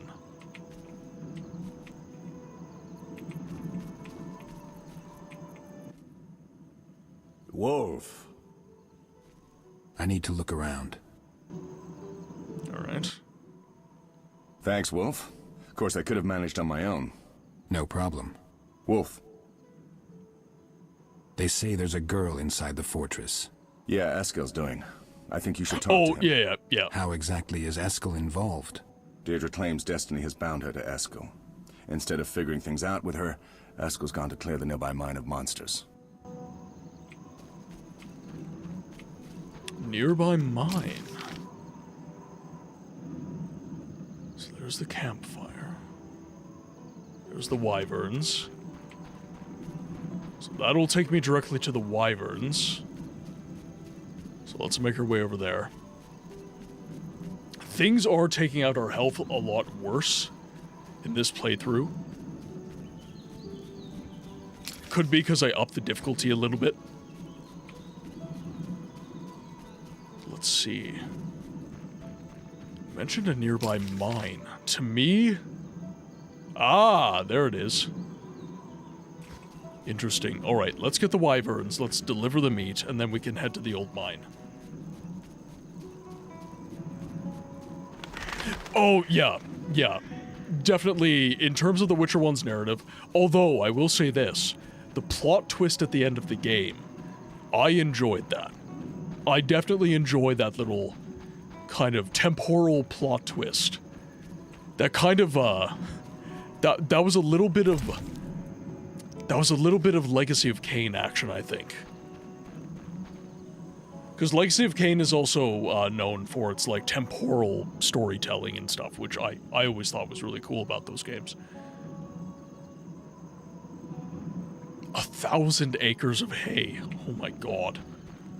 Holy crap. I do not envy you. That is a lot of work. Right, so... I cannot cross the water, so we're just going to have to make our way around this way.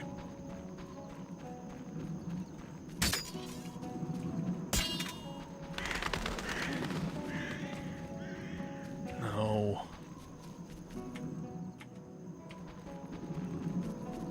Interesting. So I'm blocked.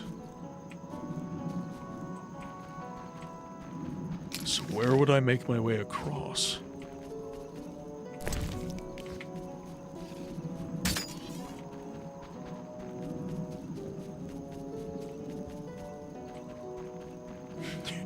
Yeah, if only Geralt could vault over things. Oh, that's centipedes.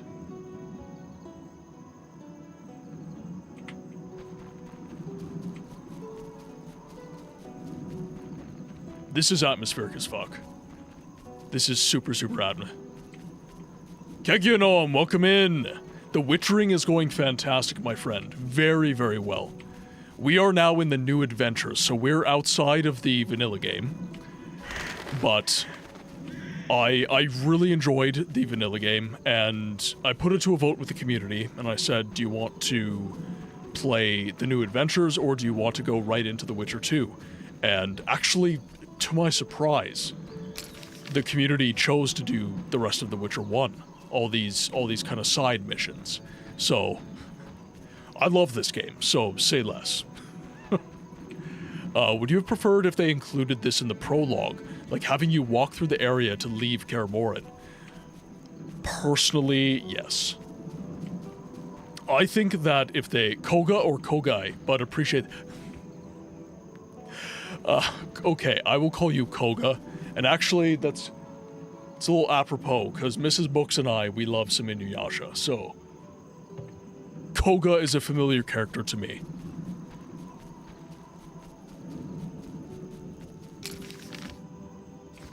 Alright, so... I think we go down this low point here. And that would take us through. Yeah, here we go. That'll take us to the old mine. Once we get through to the old mine. Interesting. Okay, so the arc spores are chasing me.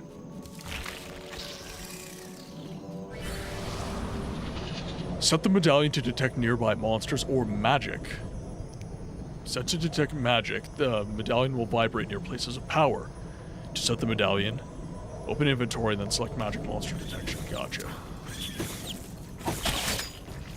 Oh, shit.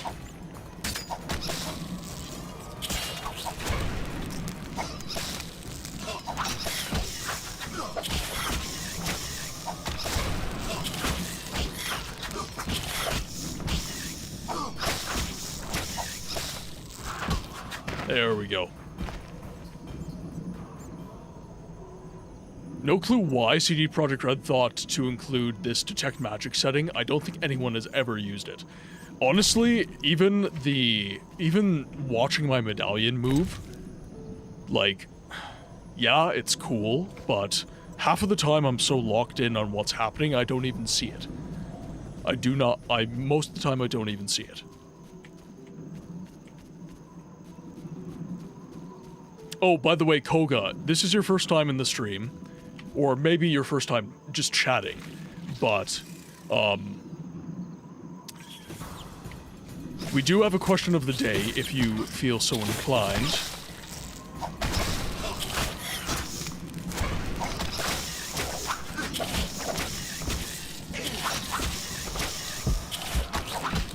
Woo!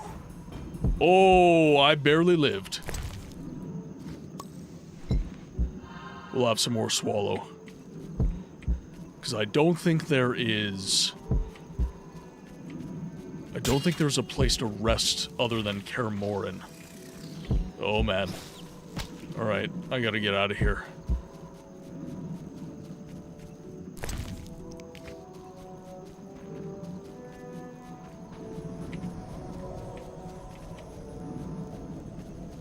Let's see.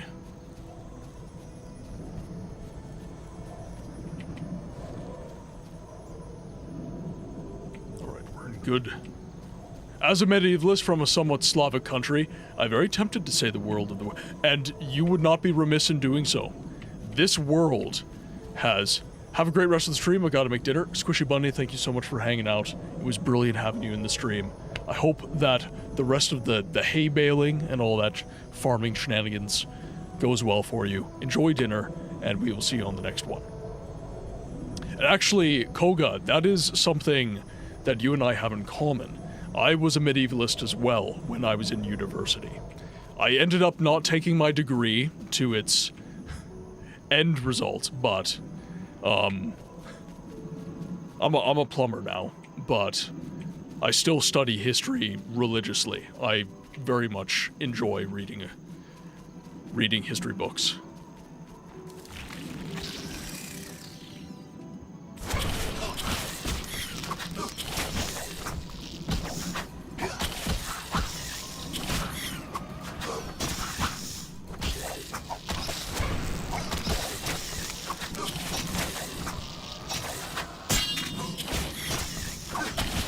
It fast. Oh, come on. There we go.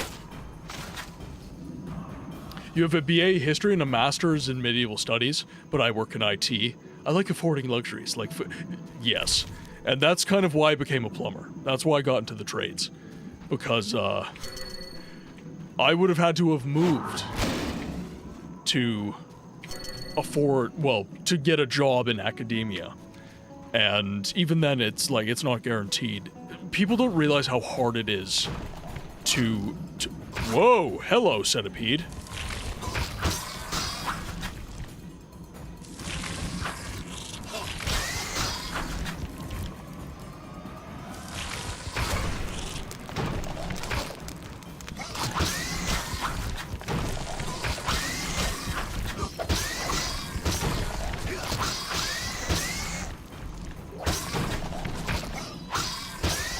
On. We gotta run. We gotta run. Run away, Geralt! Run away! I'm in danger!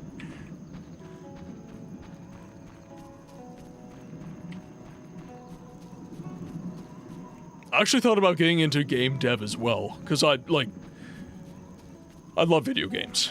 I did get into the voice acting side of things. I haven't done any video games yet, but we're starting to, I can't meditate with a fire out. Seems I have to light it first. Oh.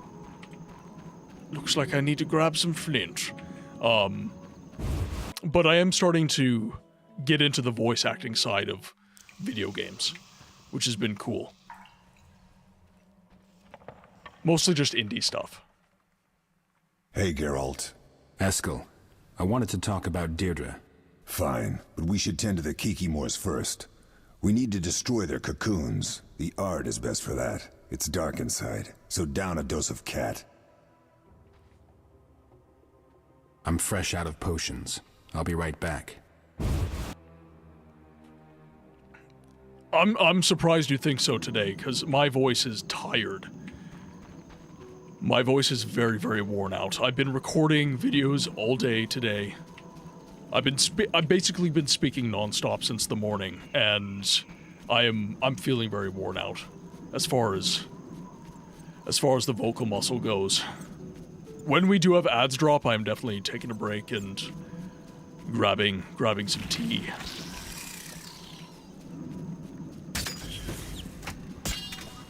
All right, we'll run away a little bit faster. Grab some more wolves aloe as well. Can't you try using Igni on that bonfire? Never played this adventure expansion, so I will try it.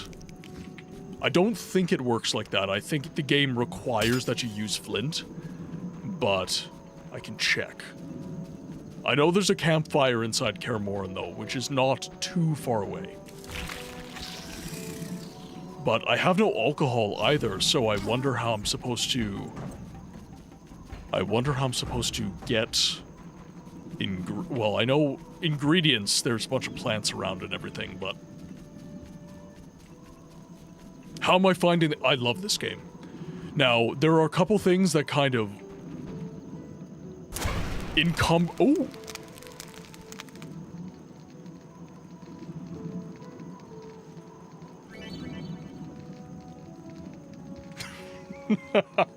I love that shit. So... No, I never learned that wheel. No, I never learned that.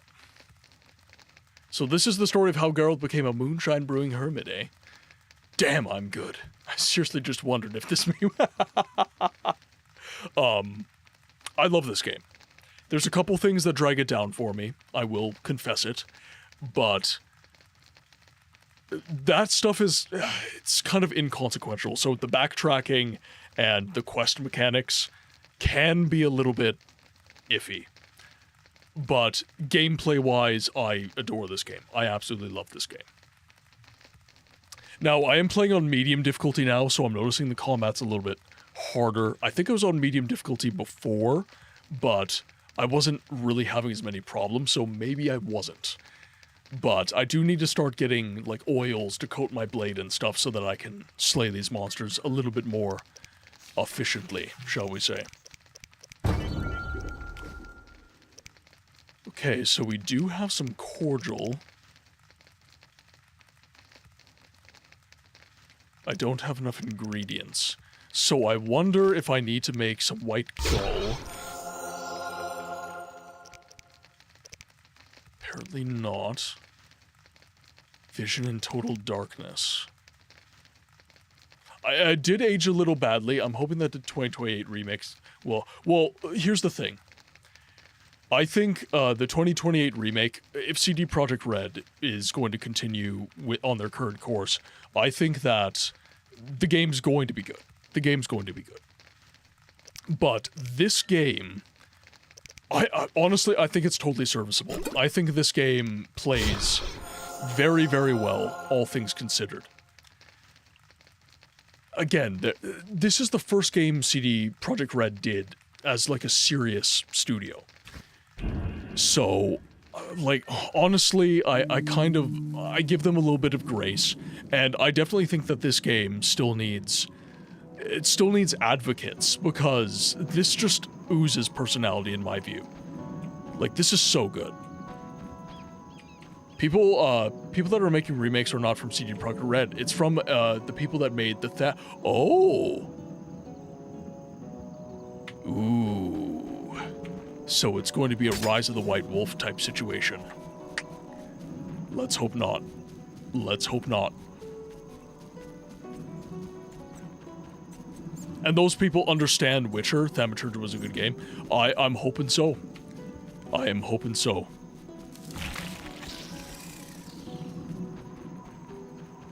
Okay, so I did make another swallow. Grab some wolf's aloe. Dayhiker, welcome in. Same thing happened with Oblivion. Bethesda outsourced. Oh, yeah, Oblivion remake. Maybe not the best result.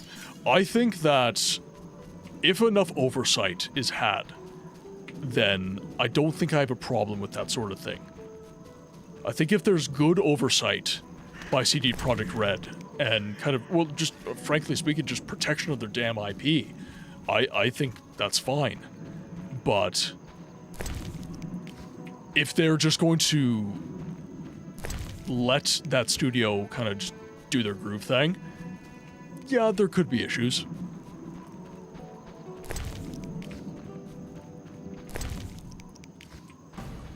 But, of course, I hope not. Oh, I would say so. I would say so. I heard Gothic Remake was fantastic. I haven't played it yet, though.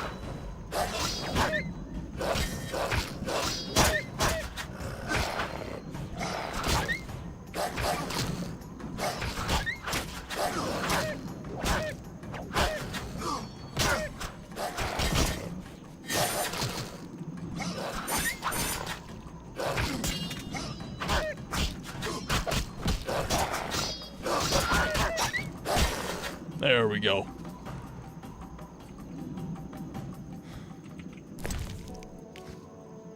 The Gothic remake is a gem. I was a kid when the original came out, and I love it. I still haven't played it. Gothic is one of those series that I think I'm going to start getting into, but when people talk about Gothic to me, I really like the mechanics that get mentioned. So the idea that I have to find a teacher in order to get good at swordplay and stuff like that's a very Morrowindy kind of sentiment that I really, really like. The idea that, like, obviously it can be frustrating, it can be jank, all of this stuff, but I think temperamentally I'm inclined to games like that. Okay, so where do I get the ingredients for cat? Wolf. I need to look around. I can't ask about potion ingredients. Okay, guys, ads are running. My throat is sore. I'm just gonna take a little bit of a break. I'm gonna get some water, get some tea, and then we're gonna dive right back into the game. While you guys are on break, enjoying the clips, maybe one of you guys can give me a hint on where I can find some ingredients for making cat. So some alcohols and potion, like herbs and stuff like that. We'll see you after the clips. Really? All right. It's good, Sigma. Can you sing? Now, if you'll excuse me, I have to collect foreskin for Dagoth Ur. Yeah, Vivek mole-egged his ball. So much so that it made history. They wrote a book about it. The entire sermon is a prolonged allegory about post-nut Claire. Now, excuse me while I enjoy my high tea. Tastes like aristocracy. Oh, no, I can't. I can't do it. Oh, wait. I love how that's how you're gay. What the fuck? Suck on a glorious amount of all-American custard!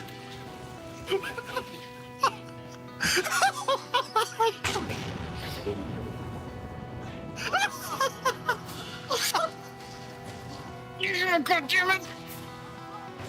These fuck-ass Nords Nerevar, they're injecting the kids with skooma to change their natural Dunmer skin color. Are you telling me someone willingly slept with Amryn? That motherfucker has been trying to find his rusty iron sword since the Second Era. Last words, a guy with a beautiful voice. He makes me melt. Ooh-woo. Ooh-woo. You're really gonna struggle getting down the mountain otherwise. So we're gonna help you, okay? Okay, are you ready? Ooh, they knocked the wind out of my balls. Well, okay, it's not a level 3 unrelenting force, so... You wanna know the best part about the Hist? Their entire existence is a pun. They're arboreal appearing entities that exist outside of space-time. They see all the timeline, forward and backward. They're Hist trees.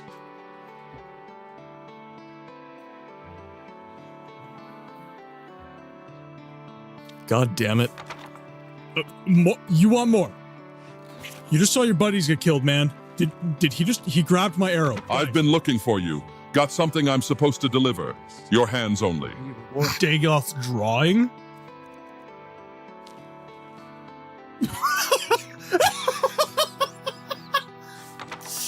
All right, I'm scared. I think I'm going to die, but we're gonna see how this goes. All right, ran out of stamina and got kicked on the ground a whole bunch. I will burn this building down. I'm underslept. I have 3 hours of sleep. No coffee. The fuck? This is a trust cannon chat. Ah, I believe I can fucking die! Oh no! Bye, bud. In that case, Melly, I'm sorry. The road is long and troubled, and we need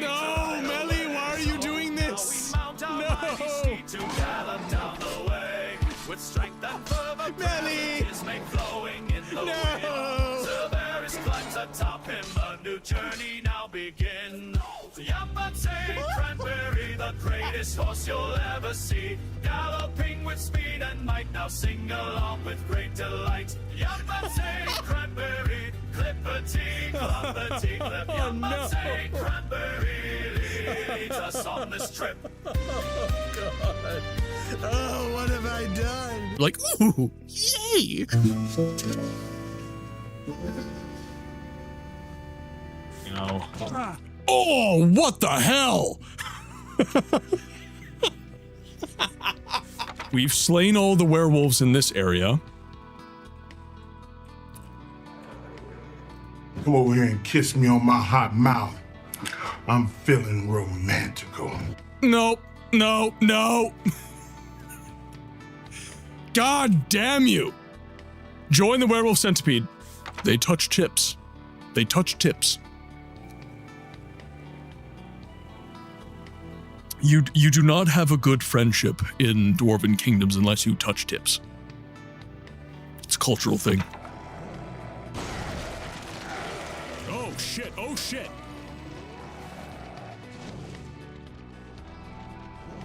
That is called thinking you have the upper hand and not actually having the upper hand. Look, man, if you would just wear some socks. I'm wearing socks right now. I have one sock on and one sock off. Fishnets. What's wrong with that? It's still a sock. Shut up. It still counts. It's still socks. Still socks. 早上好，中国！现在我有冰淇淋，我很喜欢冰淇淋，但是速度与激情9比，冰淇淋速度与激情9，我最喜欢。所以现在是音乐时间，准备1、2、3，2个礼拜以后，速度与激情9X3，不要忘记，不要错，国际的去电影院看速度与激情9，因为非常好，电影动作非常好，差不多一样。冰淇淋再见。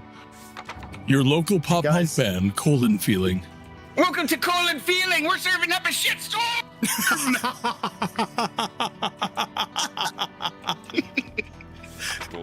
10% of the winnings are going towards braiding my glitching taint hair.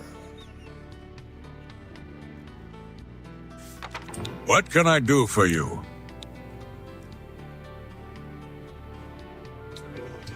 Lord Farquaad, is that you? Fuck my life. He wants the bran flakes. I know, he can't resist. They have corn and bran. He needs fiber. It's to wash down the human. Little known fact, humans do not have a lot of fiber. Okay, think we got it. As long as I don't get gang banged by the cultists again, I think we'll be okay. No. Why are they humming at me? They're whistling in my ear. We got a bunch of guys around a car. Oh, look at that. Yeah. Yeah. Those, yep. Yeah, okay, Yep. nice. I see wires. Yep. There's a battery in there somewhere. Welcome back from the ads, everyone. Thank you so much for accommodating the extended break. Let's get back into The Witcher, shall we? Alright, so I do want to grab some more ingredients. So right now, it's mostly like celadine. What else do we have? So we've grabbed, okay, so we have beast liver, beast fangs. We have wolf aloe leaves. We have Genetia petals. We have Bryonia. We have orcspore juice, spores, and celadine. So, cat, if I am not mistaken, let's take a look. Formula, cat. So we need Rebus, Cubrith, ×2, and then 2 empty slots. The potion is made by mixing ingredients, providing a total of 1 measure of Rebus and 2 measures of Cubrith. Strong alcohol must be used as a base. Long-lasting, toxicity is low. Potion grants vision in total darkness. Alright, so knowing that, we don't have anything that gives us Cubrith. So we need to find something that does. Fun fact, the original Gothic came out a few months before Morrowind.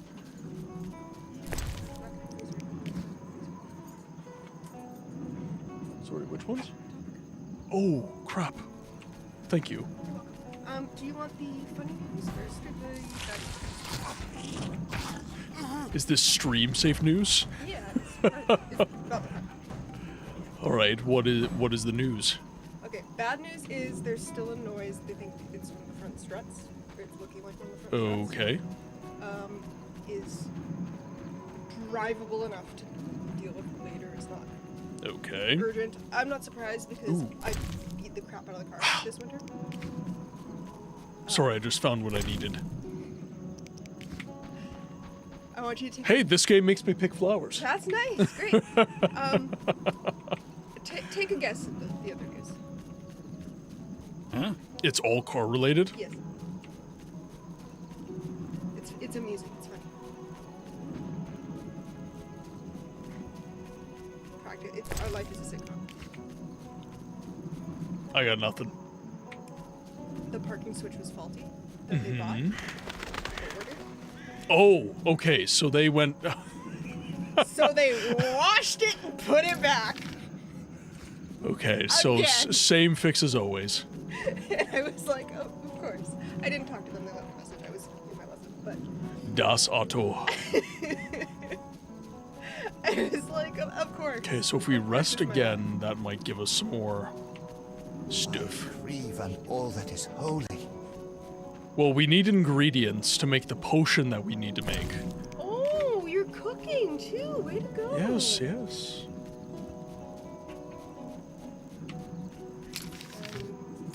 You didn't get around to making anything else? No. Okay. But yeah, I ran out of time, so. That's fine. I'm not making anything else, so. Yeah, that's fine. All right. Let's take all the belize we can, because that appears to be exactly what we need. Let's avoid these giant centipedes, because they are a problem. They are a real, real problem. Malthus, welcome in.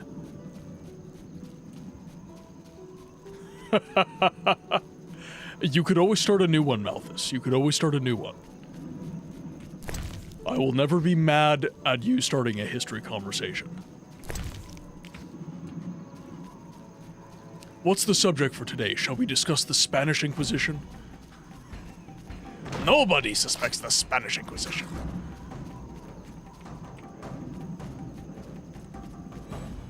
Oh. Because of the damn centipede. I'm not going to be able to beat this guy. But I can grab this.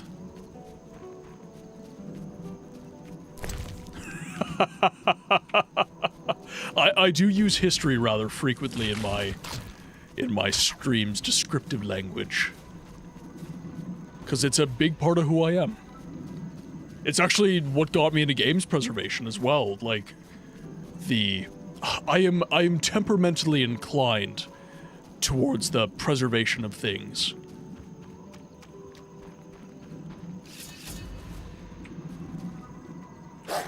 It'll take the wolf down. Fine with that. Let's get some experience. I know that's not how it works. Let's see. So we have Belize fruit. I did make some white gull. Oh, I've got a cat. Okay, beautiful. Alright, we'll throw Swallow in as well. Alright, let's make our way to the cave. The Kikimores are going to be a problem, but we'll deal with it. Actually, I don't think I've saved my game this entire stream, so let's save our game. Now we'll head into the old mine with Eskel.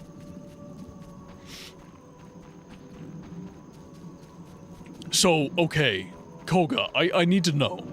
Can you actually find streams by just searching the word history on Twitch? Like, I'm shocked that you actually found a stream from that. I'm not gonna lie.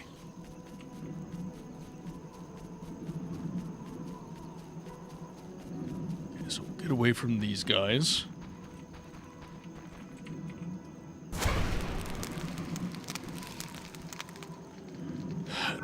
it off. Boom.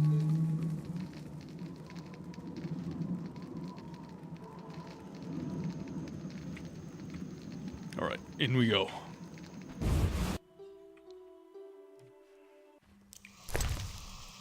Ooh, pardon me, guys. Alright, let's go.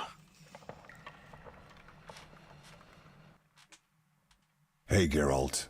Eskel, I wanted to talk about Deirdre. Fine, but we should tend to the Kikimores first. We need to destroy their Let's go. Alright, what was your creative method? Because I would like to find more of my kind.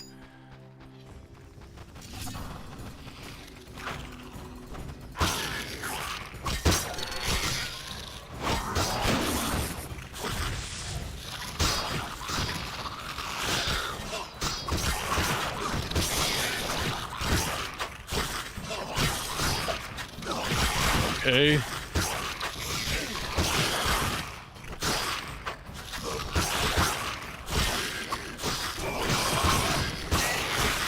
Go. Oh, come on, Eskel, get with the program. You're not even using a silver sword, you suck. Come on, silver's for monsters, you loser.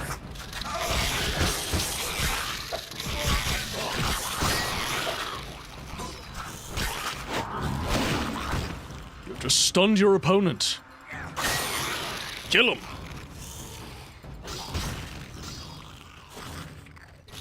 Right, I need more stamina.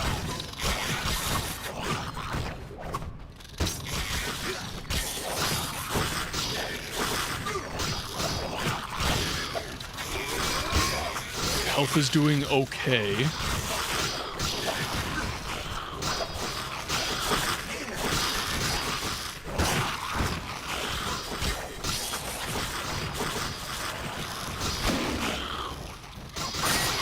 There we go.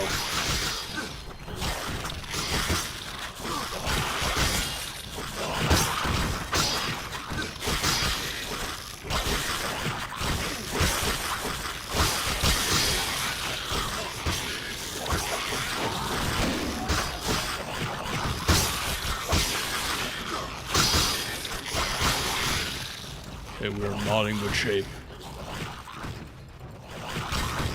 Alright. Let's crack a swallow.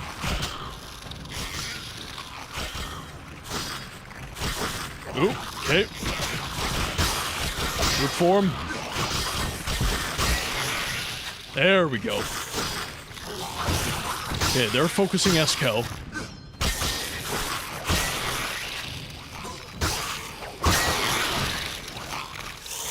Get him? Not quite. Oh, keep coming.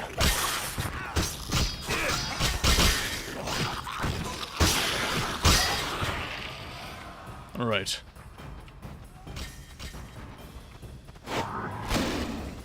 Told I had to destroy them using these methods.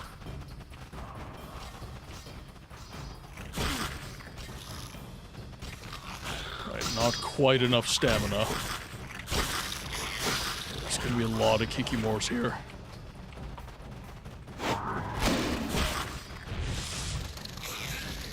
Pretty sure that was supposed to destroy everything.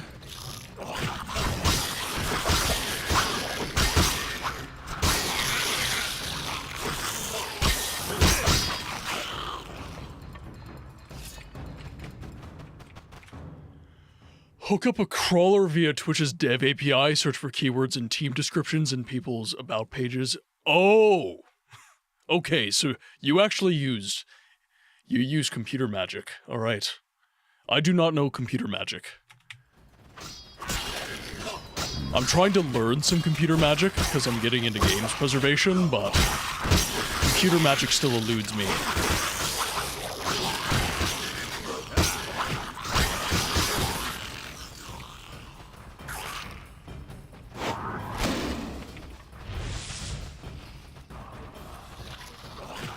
Well, we have to take down the egg sacs, but...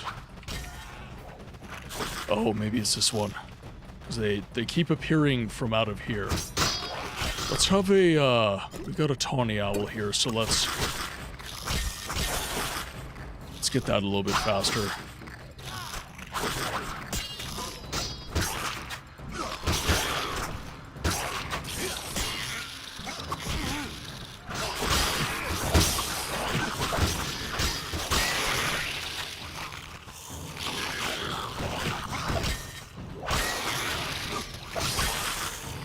Spawning out of there.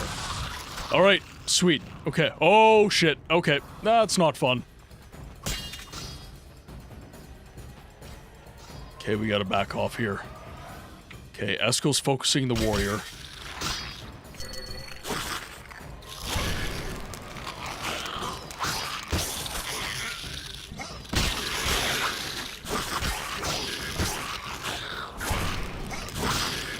Perfect. Oh, that Igni did work! Yes! Perfect. Very, very good. First chamber is clear. Let's go deeper. Care to tell me something about Deirdre? It was about 20 years ago. I rescued Deirdre's father from a gang of Bobalaks. I must have heard too many of Vesemir's stories about the eternal law of surprise. We've all heard too many of those. The prince, spattered with Bobalak blood, looked at me and said, "You saved my life, Witcher. As I am your debtor, say what you wish in return." All I could think of was the famous line, "You will give me what you know not that you have." I shall return to Caingorn 6 years from now to see if destiny acted in my favor. I never went back to Caingorn. Then rumors started circulating about the curse of the Black Sun. There was confusion, but that's another story. We have Kikimors to tend to. All right, but I'll have a few more questions. All right. So I think we'll still have the effect of the swallow and the tawny owl. Let's grab the suent mushrooms. So that's going to give us ingredients. Interesting that both you, Books, and Koga took the medievalist path in specializing back then. When I had to do that about 9 years ago, medieval age was the one era I knew I wasn't going to focus on. If my knowledge of Latin had been more fluent, I might have ended up with Roman antiquity. Well, early modern age it was. So, if I ended up, like, medievalism was one that was probably my favorite, but if I had to say, I honestly really enjoyed studying the history of Manifest Destiny. Had to step away and came back and unmuted too much wet squelching. Those last the Kikimors make some really gross sounds. They definitely do. But the Age of Manifest Destiny was the one that, just because I was compelled to study Canadian history as a part of my degree, and you just end up studying the Age of Manifest Destiny or Canadian history. It's just compulsory at that point. I swear to God, if I have to fight a Kikimor Queen, I'm gonna scream.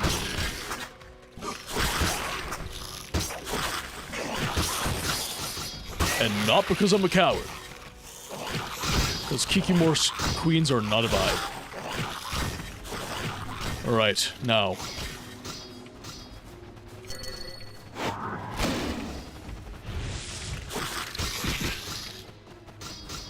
Let's go ahead and take this guy down. Come on.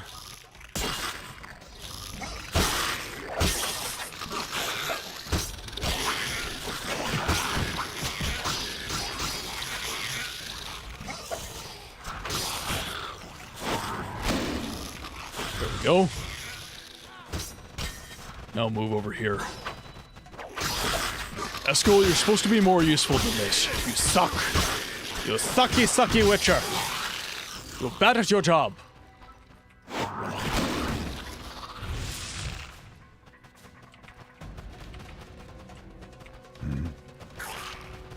Oh, there we go. There's the next one.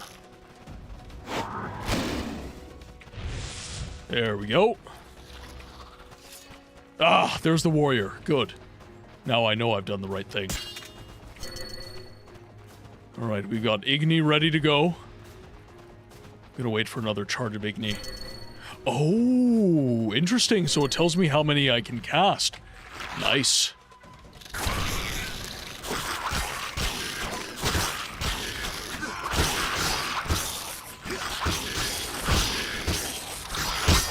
There we go.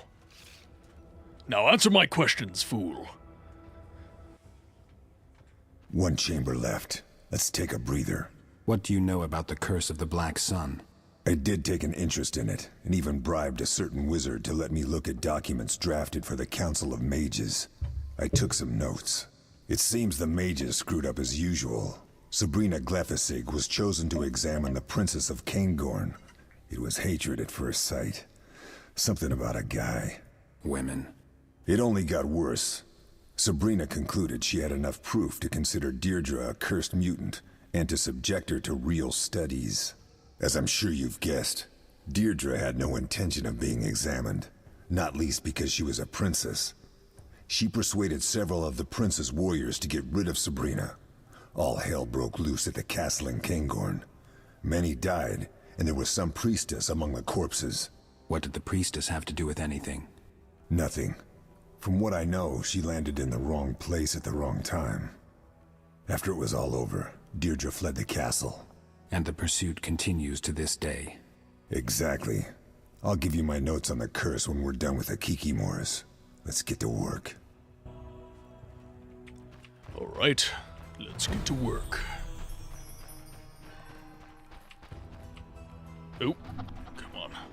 We'll take the suent mushrooms as well. Bunny, welcome in. I hope you're having a good day. Oh, come on now. Come on now. There we go. That's what I like.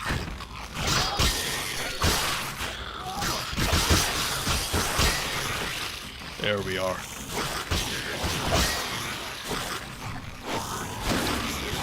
Okay, took that one down. Going to avoid these guys. Take them on a wild goose chase. Perfect. Let Tawny Owl do its work. Oh, you added a new emote. That's awesome.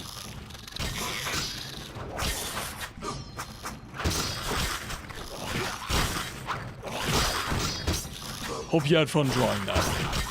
Ooh, sorry, try not to die right now. There we go. There we are.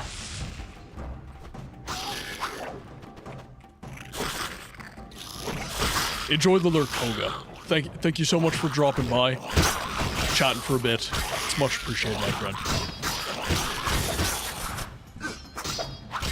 Mrs. Books just recently got a tablet for that.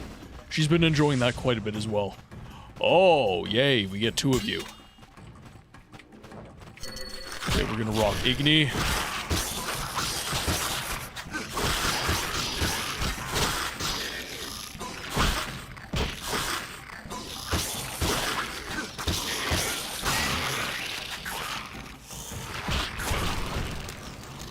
Let's hit him with Igni.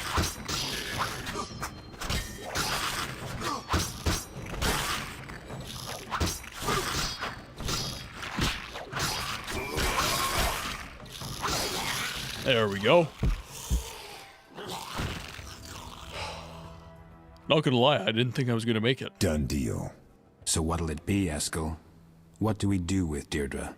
I really don't know, Geralt. I understand Vesemir's viewpoint, but I'm not keen on surrendering the girl to the sorceress. I expect she'd meet an unpleasant end. You have to make this decision on your own. I know, though at this point the matter concerns you as well. It concerns all the Witchers. Fine, we'll consider it. Give me the notes and let's get out of here. Alright. So, we got some notes.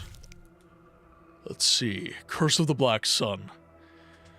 It matters not if we believe Eltibald's words to have been a prophecy or the ravings of a madman, for we must humbly admit that life has shown they elicited much discussion, Eltebald's claims subverted the reigning system of inheritance rights, eliciting something of a storm in the world of politics, spurring mages to become arbiters to distinguish between degenerate mutants with inhuman internal organs who will bring doom upon the world. And mere unruly spoiled maidens, wronged by inbreeding among the aristocracy and bad upbringing. Yet, above all, Eltebald's words generated lively ethical and philosophical discussions centering on how deep we may penetrate in studying the essence of humanity, on whether it is admissible to use torture and vivisection in seeking the truth, on where we draw the line between monster and human. This work brings together and summarizes recent and not so recent discussions and debates on these issues. All right.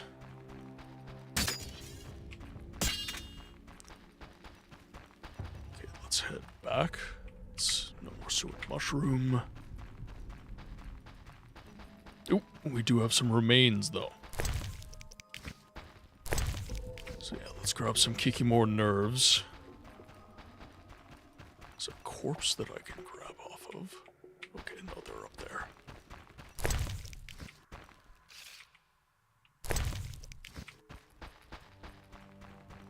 Some remains.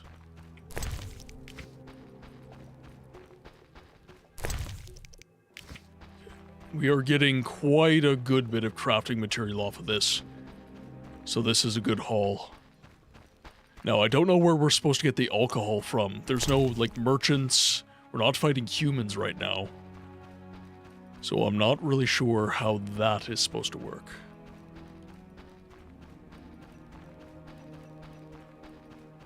Okay, we got more remains. Let's grab the Kikimor nerves. I'm surprised there's not more remains. We slew, like, a ton of these things.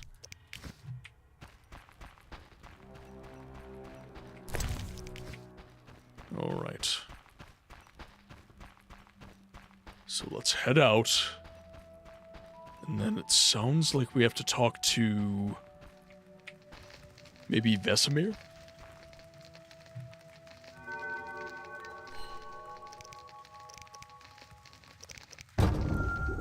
Let's see if we can make anything. Nope. Alright, well... let's rest a mere hour. Actually, you know what? We're not going to rest at all. Because we still have the active effect of Tawny Owl. We lost the effect of Swallow. But having the effect of Tawny Owl would be useful for traveling back. Now, let's see. The wyvern meat is still a bit of an enigma.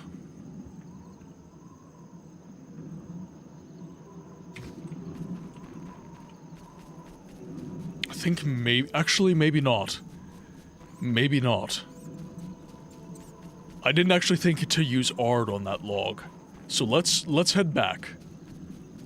Actually, frankly speaking, I'm not sure I can beat wyverns, but we'll give it a shot.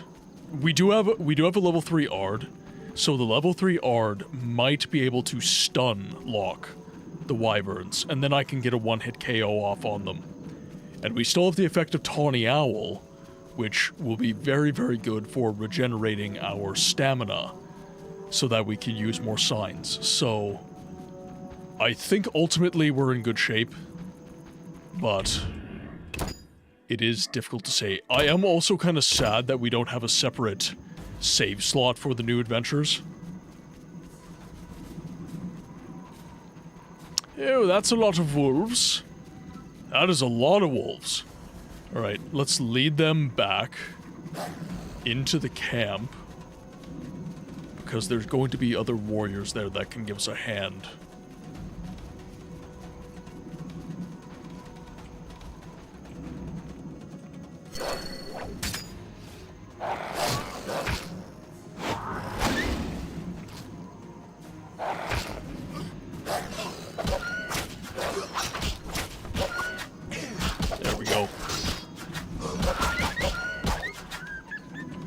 Perfect. They're just chasing the prince down. He's just running from him.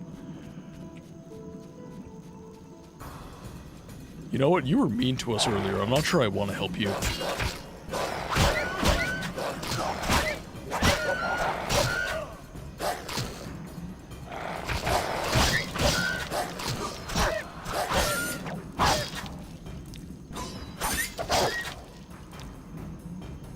Alright, got him.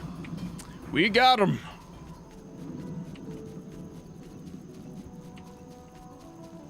Okay, so that should be all we have to fight on the way, but now we're low health. Just from wolves. Not ideal. But we can always save right before we get into the encounter. So I'm not super duper fussed on that. We'll see how it goes. I still have Tawny Owl in my back pocket. And I do have another charge of Tawny Owl as well. We're out of Swallow, but I do have Tawny Owl. Sweaty, welcome in. Is this out or... Yes. Yes, it is. This is the Witcher remake.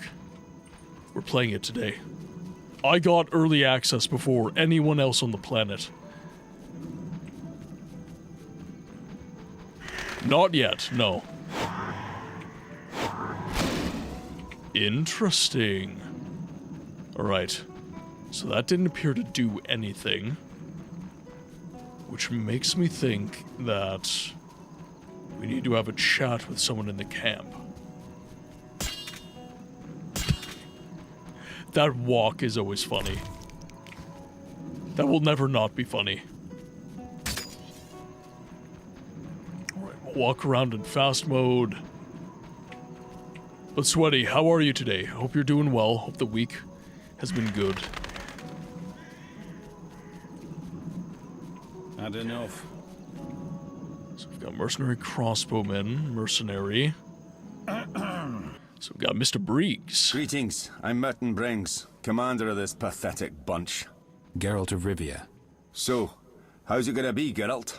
How is what going to be? Will you make peace with the Honourable Glevisig? Please take that damn bitch. Or are we due to have a serious misunderstanding? Believe me, Merton, you don't want to cross swords with me. Of course I wouldn't. I've heard what your kind can do. I once saw a Witcher at work. That changes little, though. We're on contract, and contracts are secret. So what will it be? I don't know yet. Let's try to figure it out. All right. Forgive me, I can offer nothing. We can't hunt because of these wolves, and our supplies are running low.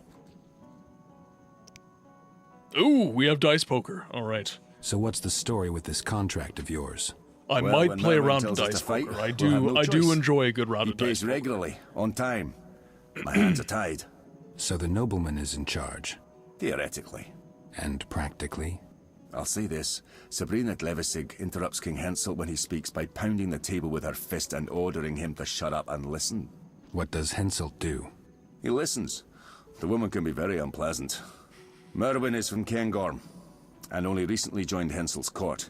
He's no match for the witch. Who is? Witches are best handled by witchers. Any thoughts on this girl, Deirdre? Too thin for my taste. Nothing to grab hold of, eh? Or slap. Or take and... I guess she's just not the dwarven type. Precisely. Though, I wouldn't kick her out of the sack. Not afraid of the curse? Afeard? No, Witcher. I'm a rationalist. Don't believe the hogwash. But you're wasting your time. The girl's inside your fortress. See her for yourself. Not a bad idea. Charming man. Geralt. How did you find Kaer Morhen? We tracked the girl here, thanks to Rhyme. He's the best scout I know. Could find a fish in a stream. He did track the girl down. Geralt. Let's play some poker. Let's do some dice poker. Oh my god. Yeah, I'm not doing that starting bet. Let's do 10.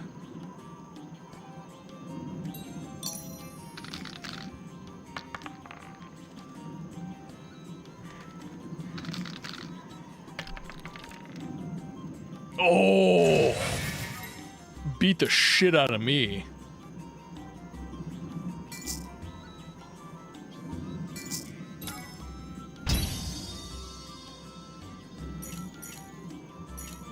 I'm just gonna re-roll everything. I heard this game is like completely rigged as well. Like it's decided before you even play.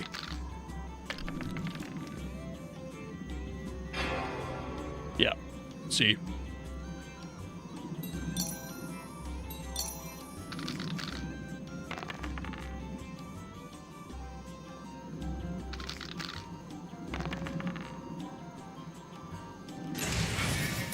Oh, okay. All right, let's do this.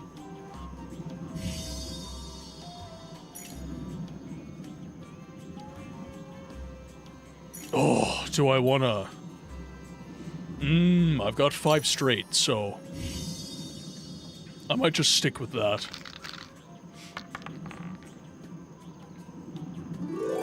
Yeah! Victory's mine!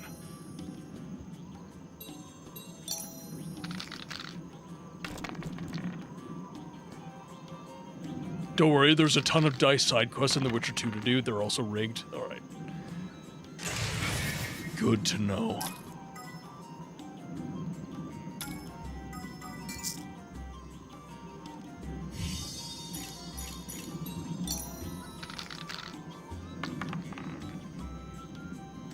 Alright. That gives me 2 pairs.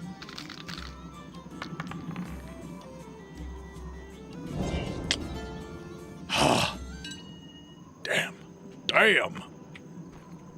Just gave me a little bit of hope. Just a little bit of hope. Greetings. How's business? Business, Witcher. I'll make sure the boys are supplied. I'm not a traveling vendor. True, I'm willing to trade in some things, but I'll generally only sell unneeded or worn equipment. Surplus, you might say. Worn equipment? You must have traveled a ways. A long way. And one hardly paved with roses. Once near Banard, I was forced to flee from the enemy through a flowery meadow, but those were mostly poppies. Who were you fighting? I wasn't serving under Brings at the time, but under Akuto. Local raids, disputes between lords. I believe it started with some dispute over Northern Mark, and ended as usual. How's that? And a ploughing royal mess. Brother versus brother, sister versus aunt, grandpa jumping in, why not? Family disputes, if you know what I mean. Old feuds, old scars. Before that, there was Dol Blathanna, afterwards Kovir, and now I'm here with Brings. Is Brings a good commander? Good commander, bad employer. Serving nobles is always troublesome. The only advantage is that our patron remains solvent. And the sorceress? I don't meddle in the matters of mages. They're greedy and prone to wrath. Let's see what you got. The torch. The torch might be nice. But that's 200 gold for a torch. Ugh! That is filthy. Alright, diamond dust would be nice, but... I think all of that is a little rich for my blood right now. Alright, so... Let's talk to the cook. What? What's that stench? My delicacies. Why? Right. Ooh! He's the one that sells me the hooch. Okay, that I will buy. Throat-burning pepper alcohol. Dwarven spirit. Wyvern blood spirit.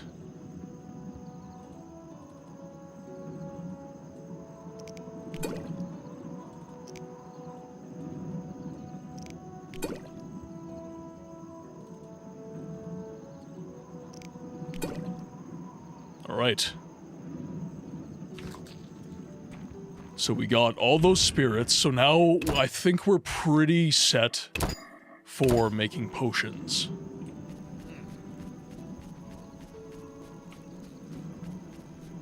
Alright, let's see who else there might be to speak to. Oh, we have some remains. Let's grab those. Vitamin. So that'll let us make some cat potion. It doesn't look like... Okay, let's talk to the scout.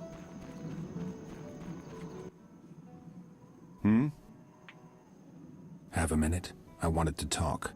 So, speak. How did you find the way to Kaer Morhen? Do you fear for the castle's safety? Unnecessarily. I have no intention of divulging the road to the legendary Kaer Morhen. Thank you. I am not new to the mountains, Witcher. The road to Kaer Morhen is winding and steep, but I know how to navigate in mountains. For I was raised in these hills. Are you from Dol Blathanna? Close, but not quite. I fought at Dol Blathanna, but hail from elsewhere. The Blue Mountains, as you call them, are my home. You're a free elf. Yes, I am a free Ansaid, and no commander, no order can change that. What's your take on this pursuit after the girl? I'm paid to find paths and trails, not to pass judgment.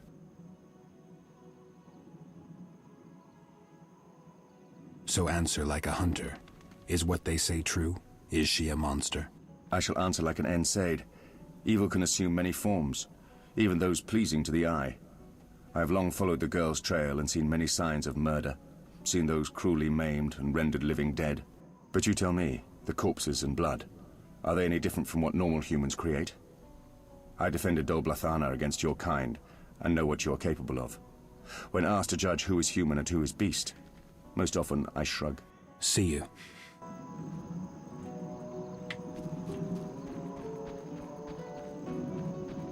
Okay, so we've got the Circle of Elements here.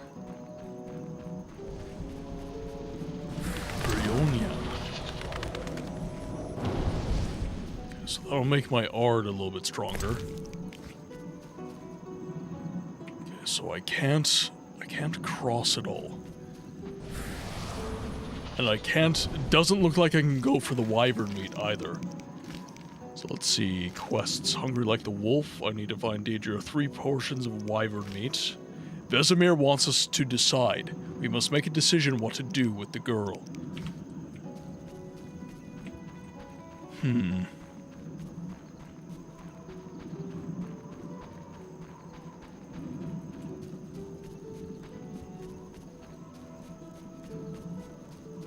Let's have a chat with you. Oblivious, welcome in. Hope you're having a good day, my friend. Welcome to the game library. Hope you're having a good day. May I ask what brings you to Kaer Morhen? We haven't asked this question yet. May I ask what brings you to Kaer Morhen? It's much appreciated, Oblivious. Thank you very much. My sister, Deirdre. She is my elder, and in Kedwin, the eldest offspring inherits all titles and estates, no matter the gender. My father, Prince of Cairngorm, may he rest in peace, passed on 2 weeks ago, a victim of syphilis. So Deirdre is now Princess of Cairngorm? Just She like would The be, Witcher. if not for the curse Very, that holds very her. Witcher. Anyone He died of aspiring an to the STD. throne of Cairngorm must fulfill 2 additional conditions. Cairngorm is a vassal state of Kedwin. For decades, the princes of the north have bowed before the throne at Ard Carreg, a throne currently occupied by King Henselt, who has made his opinion on the issue of cursed princesses very clear. I think I get it. And the second condition? Do you know Cairngorm's history, Witcher? Not well. We have this custom whereby any aspiring ruler, prior to assuming the throne, must spend a day amongst the duchy's simple folk, execute a series of menial tasks, and we pray already in the heard Temple of this, so I Freya don't in know the why evening. he's saying it again. Sounds reasonable. Like The it was problem is highlighted my like we sister hadn't has asked. displeased the simple folk in the past, and though she most probably could bribe a few prominents, the priestesses of Freya will never accept her. Interesting. All right. I see. I should be clear about this.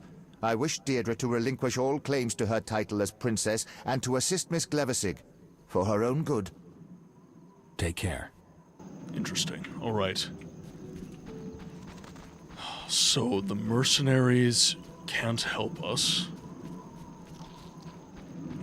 Shit for food. Nope, regular mercenaries won't speak to me. Okay, so quartermaster doesn't have me.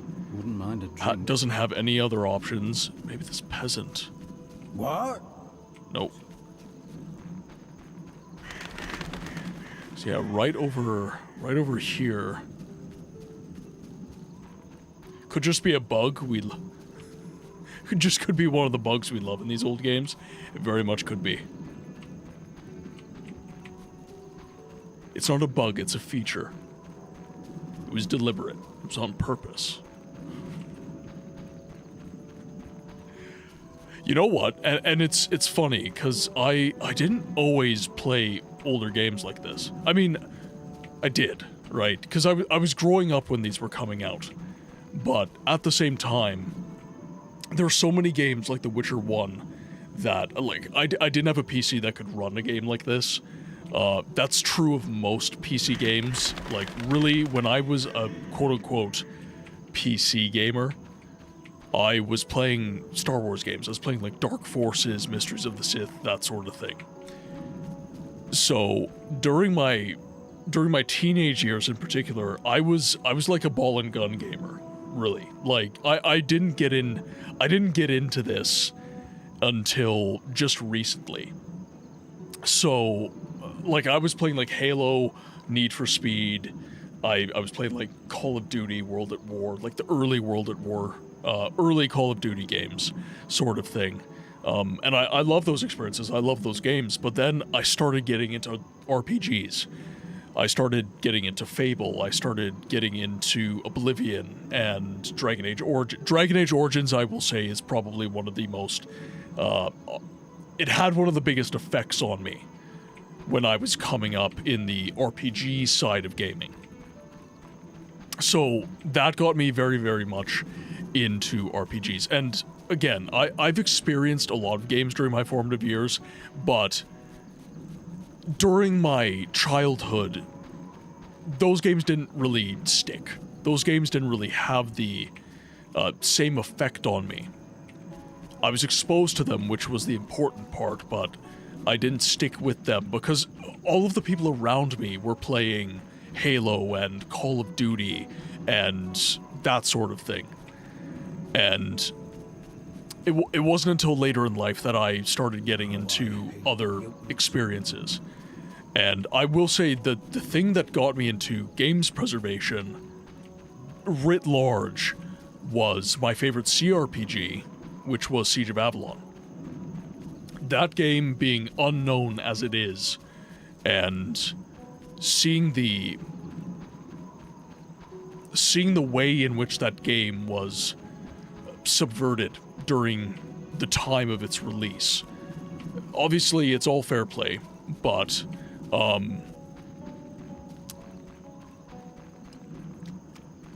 we can still advocate for these games, and we can still create a new heyday for games. I mean, we were talking about No Man's Sky earlier in the stream. That game bombed when it first released, and the community gathered around it, and it came back from the dead, sort of thing. Obviously, there were updates and everything like that, but these games were from the era of no updates. These games were from the era of you get what you get. I like to call it No Man's Sky. But you can most certainly advocate for an older game in a way that will get more people to play it, right? For The Witcher 1, you know, I've made videos, I've made shorts for The Witcher 1, kind of tongue-in-cheek, making fun of people disliking this game. Because I get why you would dislike this game, but personally, as far as the gameplay experience goes for myself, I love it.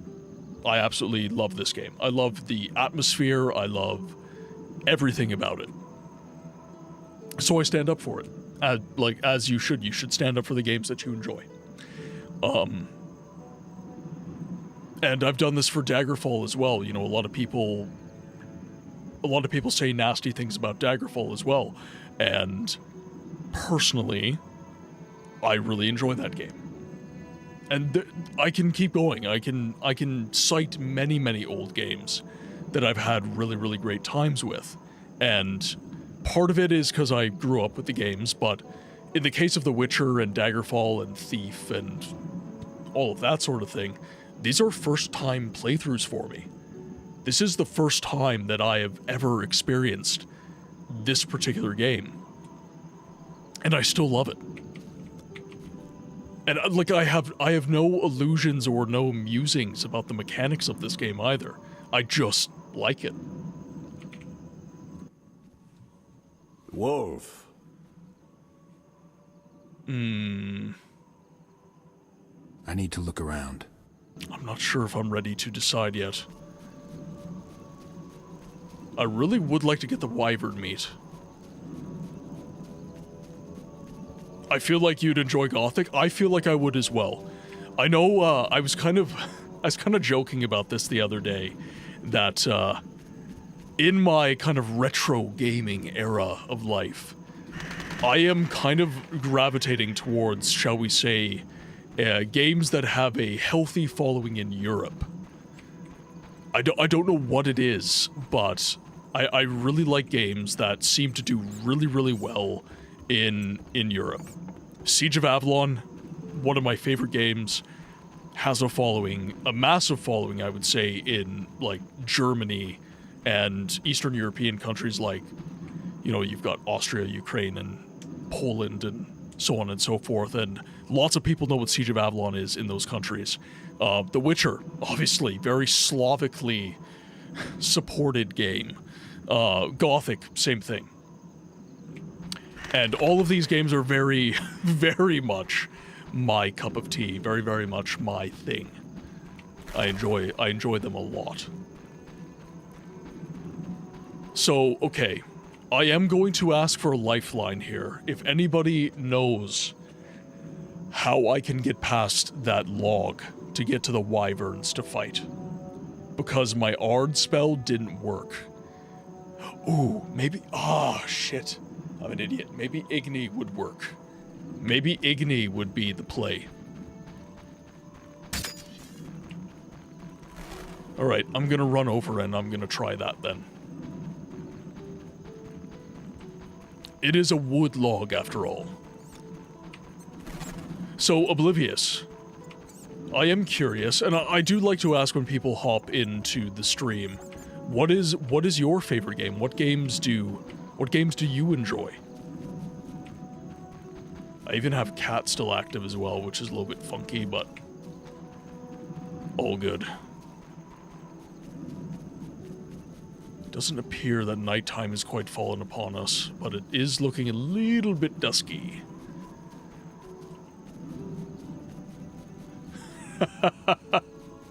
Well, but here's the thing, right? I'm actually going to be making a video on this. You know, why we preserve games. The whole reason for why I do what I do. And frankly speaking, the games are secondary, in my opinion. I cut my teeth in the humanities. I studied history. And history, the importance of history is the study of our common humanity. It's the study of the good and the bad of who we are. And the thing about games preservation is that these games they're important they are important in their own way. I'm not going to say the game itself is not important. But what I will say for the reason that we preserve the game is because the game is an avatar. The game is the lens through which we express ourselves. When I advocate for the preservation of a game, I advocate for the stories of everybody who has ever played these games. I advocate for the story of the developer who made the game, and the story that would be lost if the game went away. I think those things are... But do you speak for the trees, though?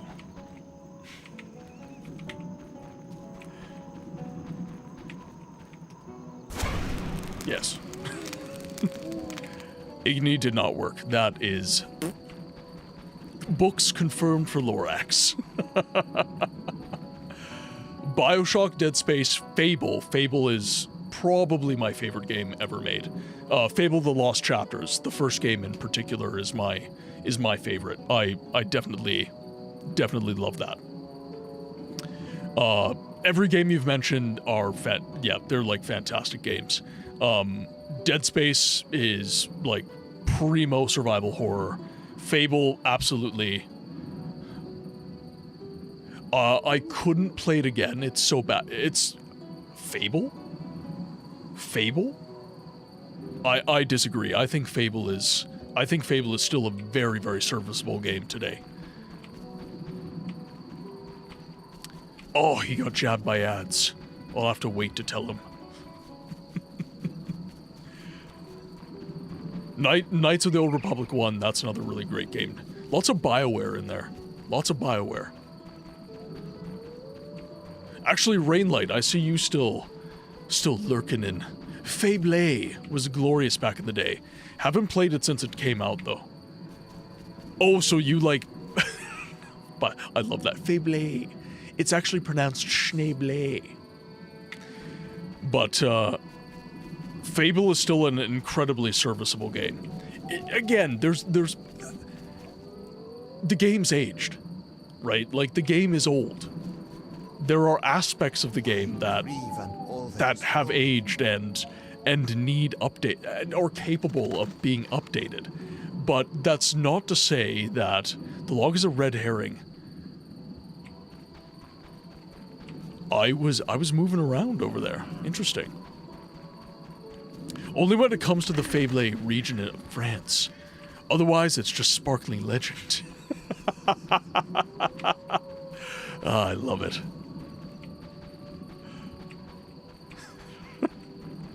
Little bit of Wayne's World quotation there.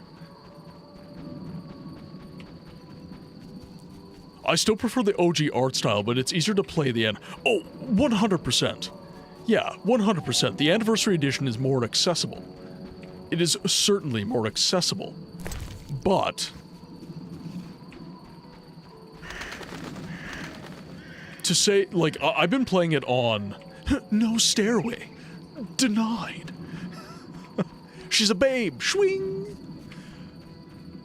Oh, wait. I love those movies. God. My dad let me watch those movies way too early. She will be mine. Oh yes. She will be mine. I have to crash. Hopefully I can catch you guys sooner. All good. All good, Oblivious. Thank you so much for tuning in, regardless of being late in the evening. It's much appreciated. It was good to get to chat with you. It's much appreciated. I don't know if you came in from like the Instagram community or the YouTube side or something like that, but it was awesome to have you.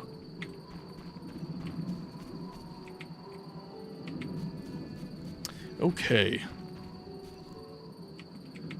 If and when you ever decide to play further Assassin's Creed titles, you'll be delighted that Assassin's Creed 3 example is completely delisted from everywhere in favor of the remastered. Ah.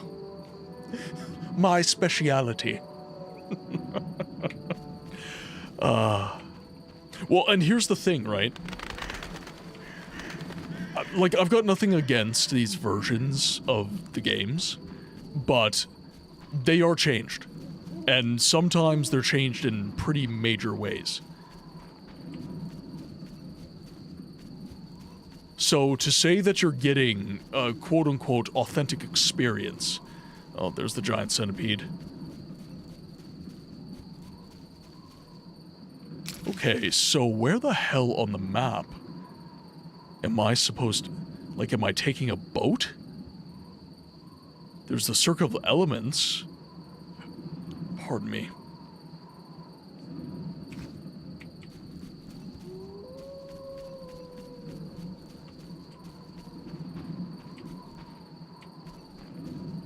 Interesting.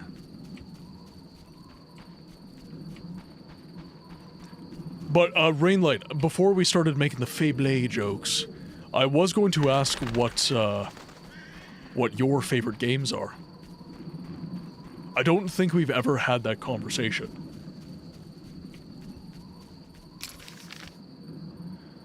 Around the black dot. Oh, the River Ford. Well, at least it's not the River Dodge.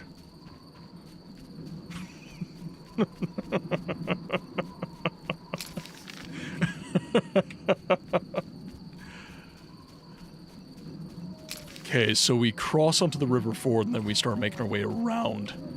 Why didn't I think of that?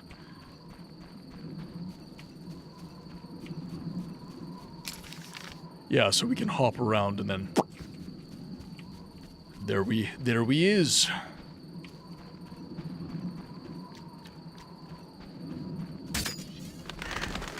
All right.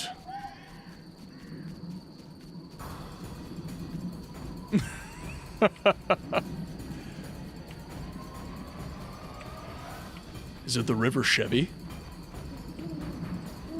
Oh.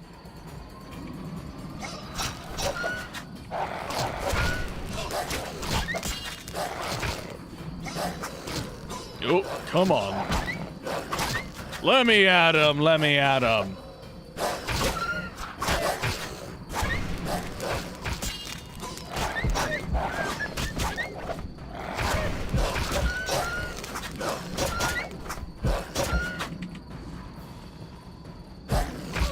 Oh, crap. Alright, let's load our game. It's not like we really missed anything major. Because we saved right after a bunch of dialogue with these boys. Tough question because I appreciate so many different games for different facets, and it depends on the mood and such as well. I did do that game grid challenge a few months back though, so I can share some takeaways from that.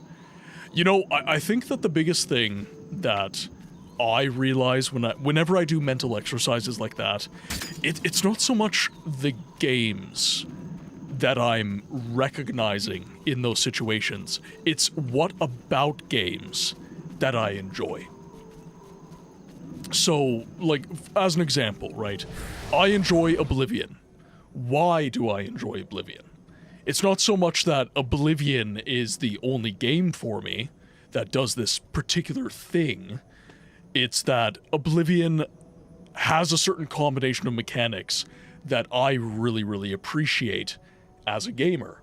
I really, really like open worlds. I like freedom. I like fantasy. I like magic and weird lore and stuff like that, right? So it ends up being a game, an experience that I appreciate distinctly within the RPG space.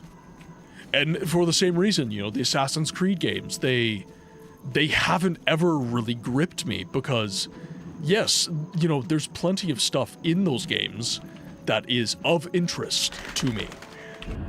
But it's still, it doesn't have a culmination of factors that has necessarily drawn me to it before now. I would like to point out that the price of neutrality is noticeably harder for whatever reason. So if you're experiencing difficulty, it's okay to turn the difficulty on easy. It is harder. I am having a harder time with it.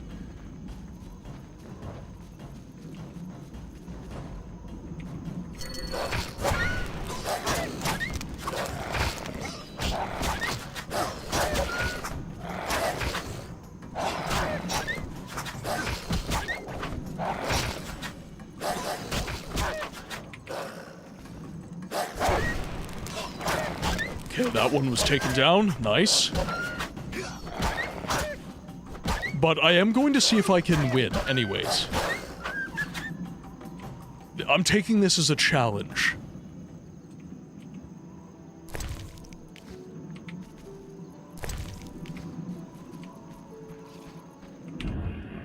Okay, we beat those guys, so let's save the game. Impact, Kenshi Combat, Resident Evil 4 Remake. Oh, story, TLOU.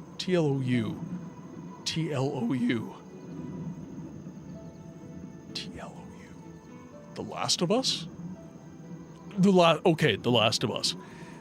Story The Last of Us, Impact Kenshi, Combat Resident Evil 4 Remake, Antagonist Final Fantasy VII, a little Sephiroth action, Soundtrack Oblivion, Multiplayer Eve.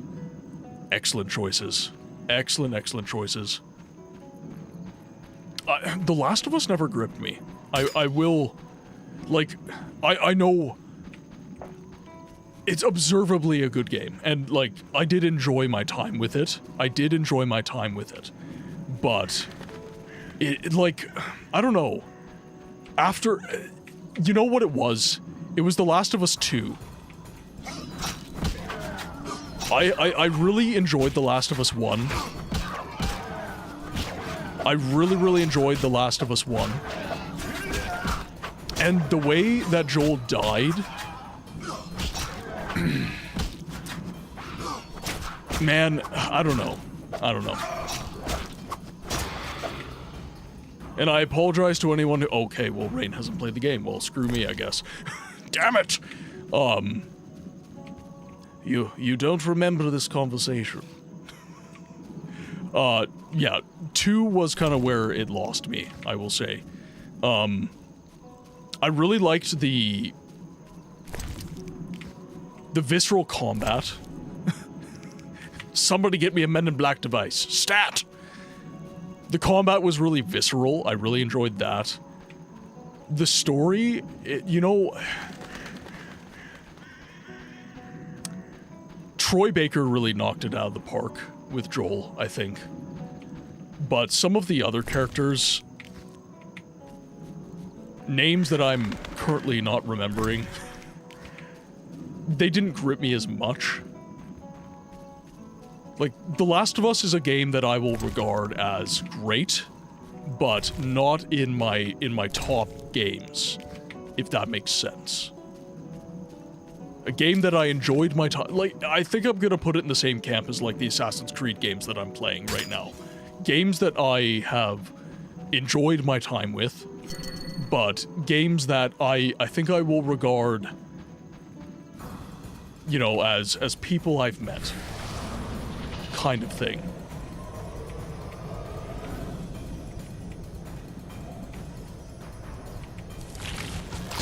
The Blast of Us.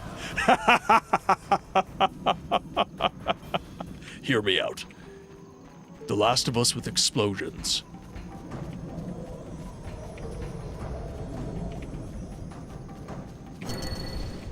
Okay, let's see if I can get this bastard. Come get me. Come on.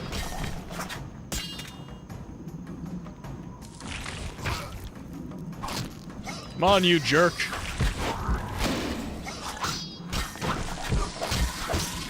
These giant centipedes are hell.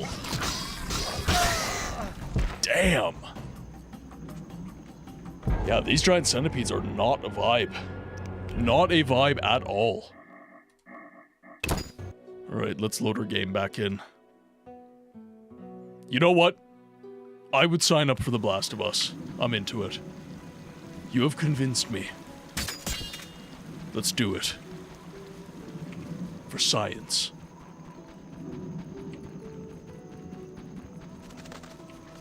Okay, so I think we've been to the Igni Stone.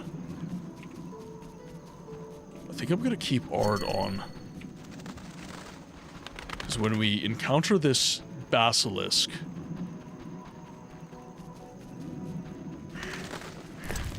which apparently we're not encountering again.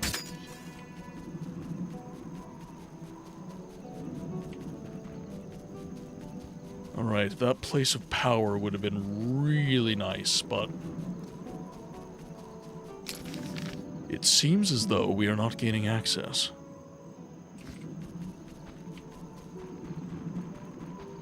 Now, where are the wyverns? Because the wyverns are supposed to be on the other side. Shit. Alright, let's do...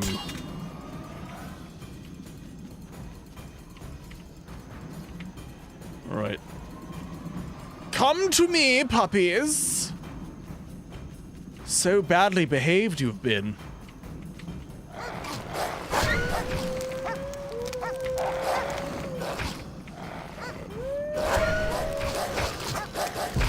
Whoa! Damn!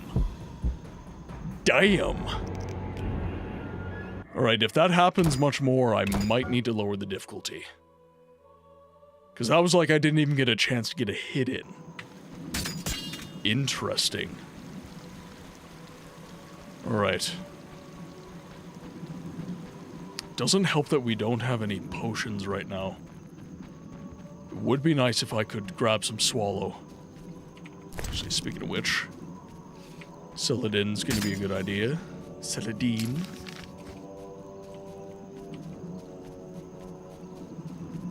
Alright, this is going to be another mine, probably. Ah, interesting. I'll spit me out right over yonder, probably. It's either that or that is a dungeon from another area. Hello, Basilisk.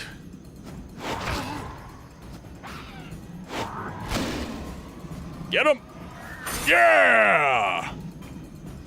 And that is how you do it. It ain't so bad when I can one-shot them like that.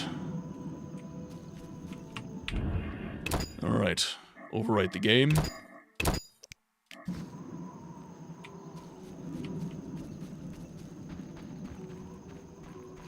Oh, no, don't put your sword away. I need you to run quick. I need you to do the shimmy run.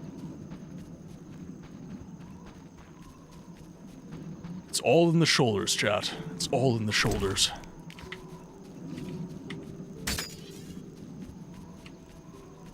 And then there's this abomination. The efficiency. The efficiency. It's the greatest run known to man. Actually, the group form is pretty fast, too. This, I would say, is probably the most realistic run out of all of them.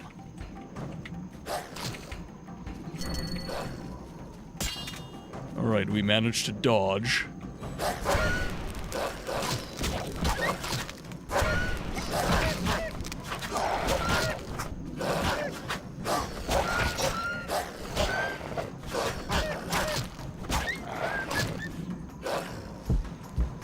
Gotta nail this guy. Back off. Okay, he's getting hits in edgewise still, which is not a vibe. Okay, oh, shit. Ah! The answer is no! Alright, Rain, I'm gonna need to channel you here. Gonna need to channel the energy of the blast of us.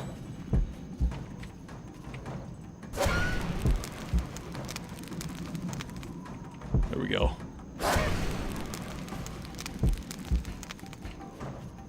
Okay, that is going decent. There we go. Alright, victory is mine. Hashtag blasted. And then I started blasting. Alright, I don't think that we have any campfires that we can manifest around here. Shit. Goddamn centipedes.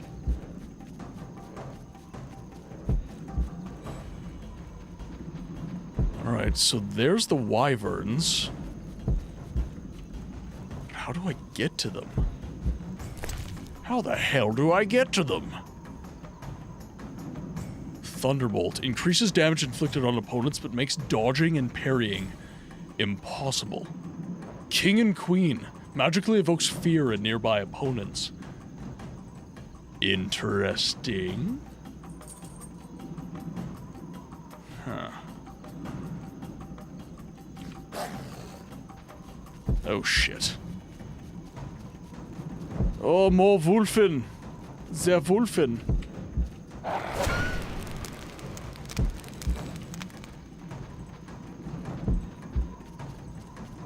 Nope, nope, we're running away from you. We're running away from you. I will incinerate you. Ah! Oh, fuck me. Son of a bitch! Oh, That's a wyvern. That's a wyvern. Okay. Yeah, fight each other. No, no, you want to both fight me. Woo! Tawny Owl, do your stuff. Oh, buddy. Woo!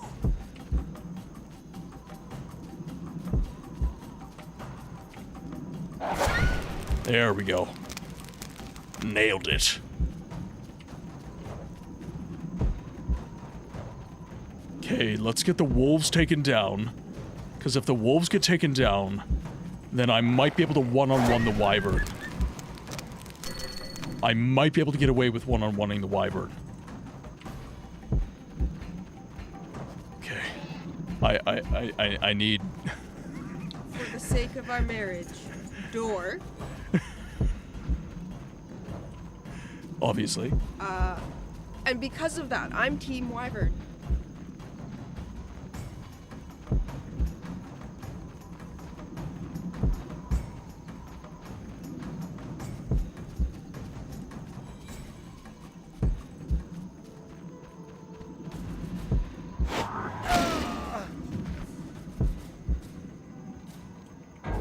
Okay, well, Team Wyvern is one. No fight, nothing. I stunned it, and then it woke up from the stun and it attacked me. I lost. It's called losing. And I'm very good at it. Alright, I think I do need to lower the difficulty. Yeah, like that was like... That was Janelle level bad. I'm aware. So we have advanced. Depth of field. Damn, you put all the high settings on. Well, yeah, this... Well, actually, I can't say that this would run on a potato. I can't say that. I'm just used to owning potatoes. This is not a potato.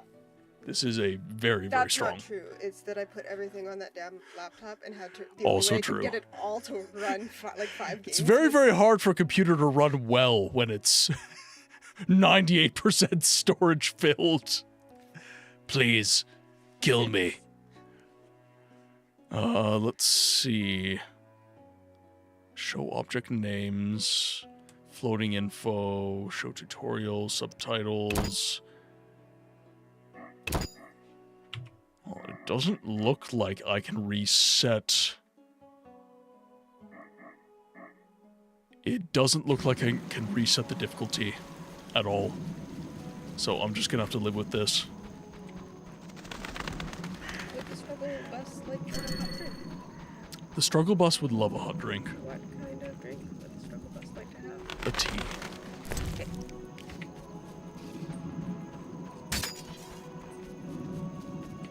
Alright, so let's avoid the centipede.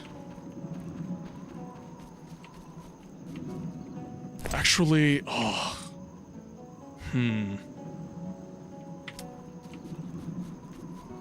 It's almost not worth resting, though. Because if I rest, yes, I get full health from... Yeah, but then I can make potions. Yeah, I can make potions. Resting might be a good call. Because if I have Swallow and Tawny Owl in that situation, I think I win.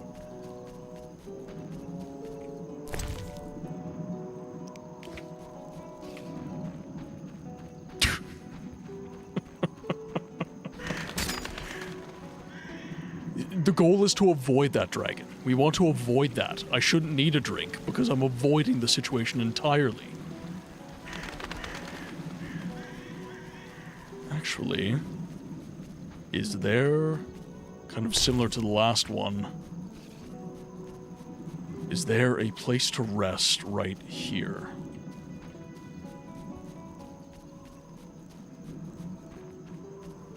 There might be in the old mine.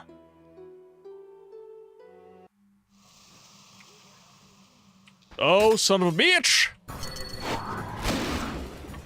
Get him! Ah, there we go. Alright, you're not so scary.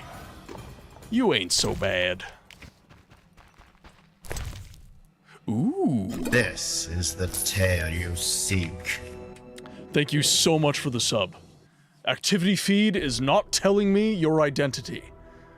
So, whoever you are, thank you so much for the sub. It is much appreciated. Thank you for the support, my friend. Ah, sneaky activity feed. Liz, welcome in. I hope that you are having an absolutely excellent night. How are you? Could I get a shout out for Liz by the sword, please? Alright, we'll take the food. Seems like we need food right now. You're really sleepy but good? I am also really sleepy. I'm on vacation right now, thank God. But before I started vacation, work put me on a week of night shift. So that was an exercise in cruelty, but I got through it. We got the job done. We were coring concrete, which was but it needed to be done. So I'm glad we're through it. That part of the project is over and done with. And now I can return to work. Hopefully not having to do nights again, but I don't know, maybe. This client is very, very fussy, and it's very, very hard to keep them happy. They basically want construction happening in their building without construction noise happening in their building, which is just not a realistic request at all. But they make it anyways. So that has been the current fight. But I'm on vacation. I'm getting my throat is really sore today because I've been recording all day long. So that's been tough. Get them some earplugs. Exactly. Yeah, get them some earplugs. That's what we all say, but then the GC, the general contractor, he's like, yeah, we can't really do that. So I am getting a chance to do the me things though. I'm getting caught up on YouTube videos, like making them, and I'm getting caught up on like my short form content and stuff like that. So that's been fun. The stuff that's for me has been getting caught up on finally.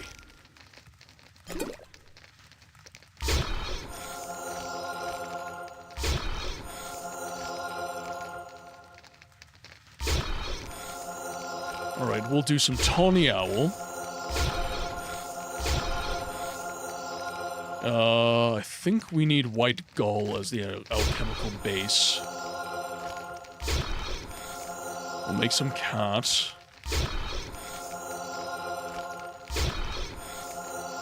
Okay, so apparently not.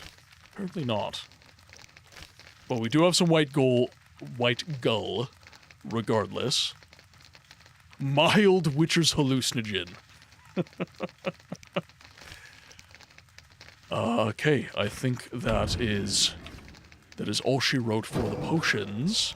Now I don't have any more skill ups, so let's rest until the daytime, so we can actually see what we're doing.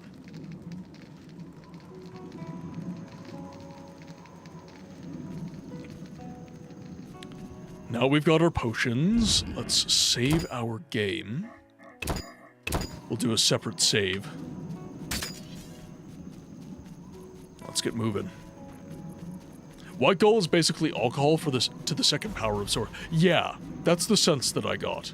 Okay, we're just gonna lead the wolves to my Witcher buddies, because I do not feel like fighting them. Just gonna lead them to Vesemir. Do your groove thing, buddies. I'll be right back. I have some more to lure. So there are some wolves around here as well. Come on, wolfy friends. Okay, I think there's only the two of them. We shall see.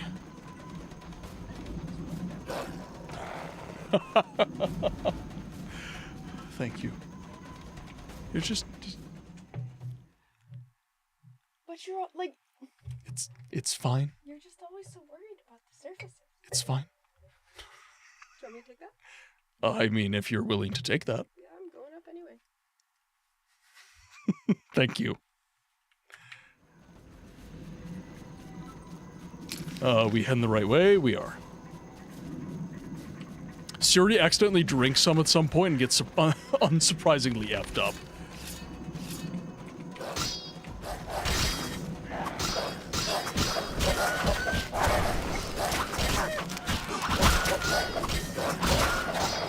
Oh.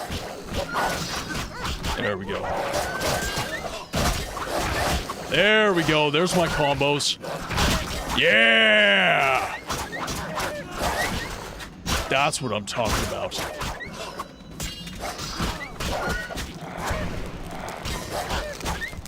Yeah, why is this so much harder? It's interesting to me that this is so much harder. Alright, we got some beast liver. Which is what I'm assuming I was making swallow out of. Take some Belize. Celadine.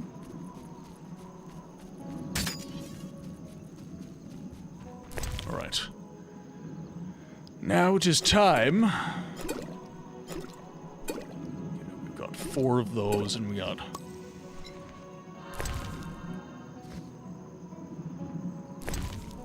Drink that, please. Thank you, Geralt. Alright, we took all the wolves down, so let's... I'm all about the separate saves in this game. I will do separate saves for evs. By the way, Liz, if you're still there, I know you're sleepy, so you might be asleep. How's the Morrowind playthrough going? I've been lurking, and sometimes not lurking. Sometimes I do say hello, but if I'm not saying hello, I'm at work. And I just can't. But I've been watching your Morrowind playthrough with great interest. I think you have a really, really cool build with your Breton, and I've been quite enjoying that. And I like how you've really embraced, like, I didn't do this during my playthrough. I didn't embrace, like, potion making and enchanting and that sort of thing. I just kind of leaned into the roleplay of Paige the Bubbly Bosmer, who is a stealth archer, and he uses enchanted items. He doesn't craft potions, he doesn't enchant. He uses a little bit of magic, but I didn't lean into that in the same way that you did, so it's kind of cool to watch somebody do that. And my current build for my newer character is, like, he's a straight-up warrior. That's all he is. He's just a warrior. So I have another build where I'm not really leaning into the magic. I'm trying not to, because I want my first, like, true lean into the magic to be on stream when I finally dive into Tamriel Rebuilt.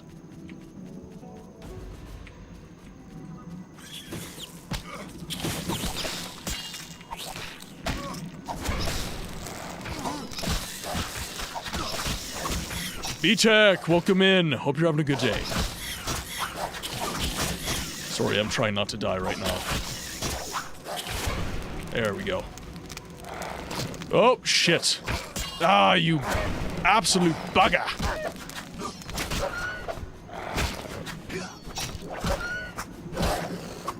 Somebody, please get this man a potion. I've taken my potions. I've taken the damn thing. Yes, hello, I'm very sorry to bother you, but do you mind saving your damn game? I will save my game shortly. Thank you, B-Tech. I need to figure out enchanting. I think it would help. Potions have been helpful, though I'm still pretty new with the alchemy system. The DLC stuff is much harder, and it's so much harder that I actually need to do these things. Especially, I can't remember, you're doing OpenMW, right? If you're doing OpenMW, Blood Moon is so much harder. It is so much harder because your draw distance is such that the enemies see you from, like, literally across the entire effing map, and they just go for you.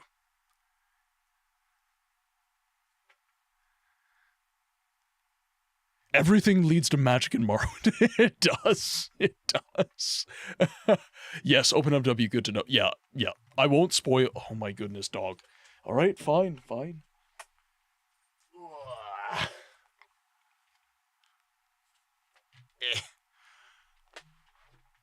You're not getting treats, though. Yeah, you shouldn't be expecting treats. I know your tricks. I know your tricks now.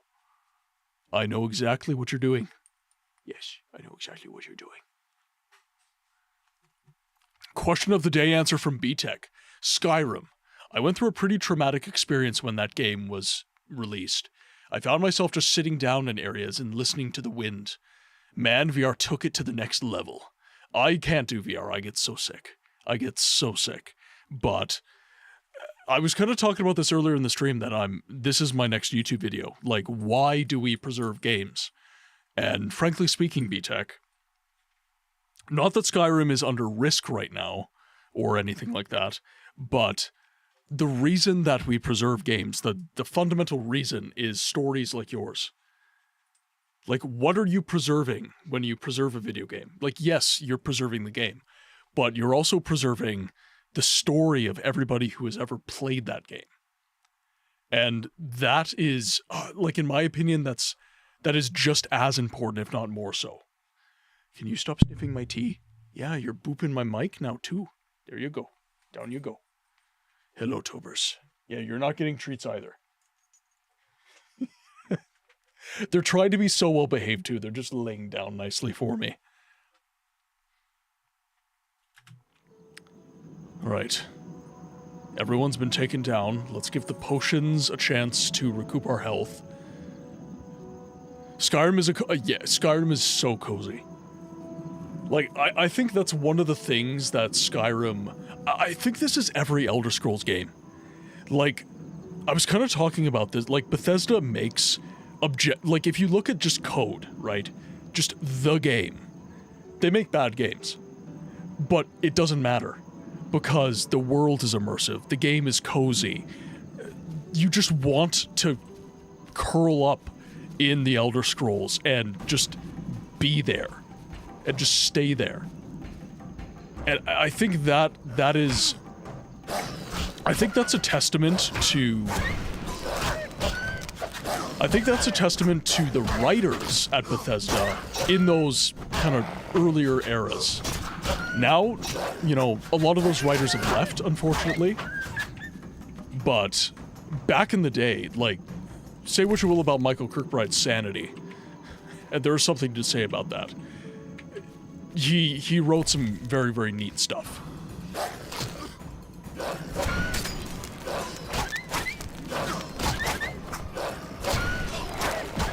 There we go. Perfect. Boom! Alright, so Tawny Owl is making that a lot easier. There you are. There you are!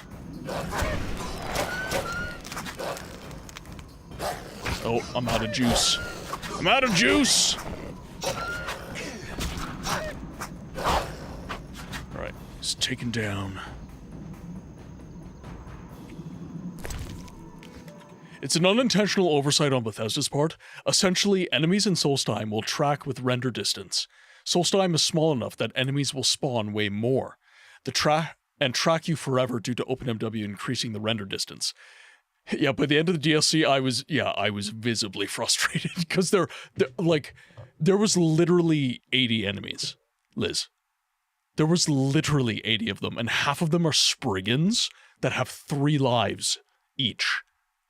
So try having 10 Spriggans running at you. You have to kill things 30 times. It was incredibly frustrating.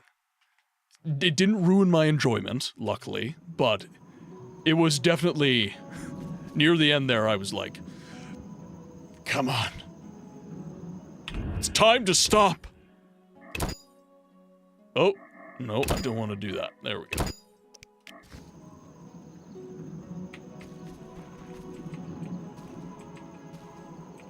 Yeah, Dragon got to it before me. Wouldn't be so bad if not for the Spriggans.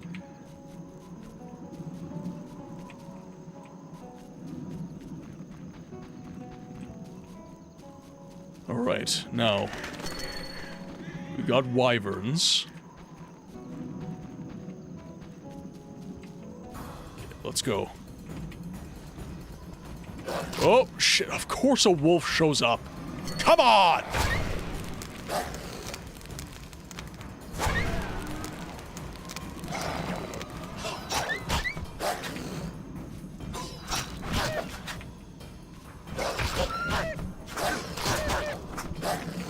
Woo! Oh, crap. That's not ideal. Okay, let's get away from the other wyverns.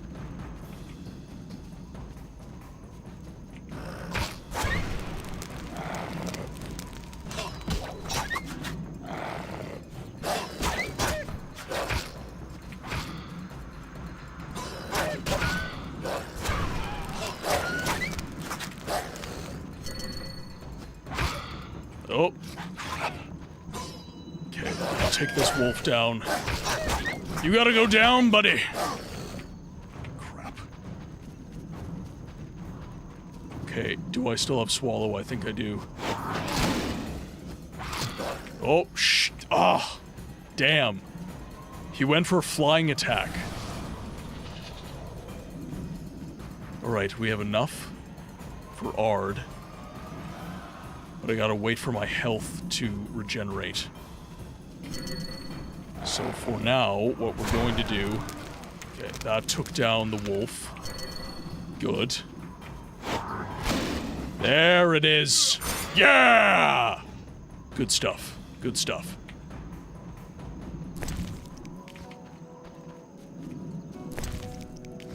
Okay.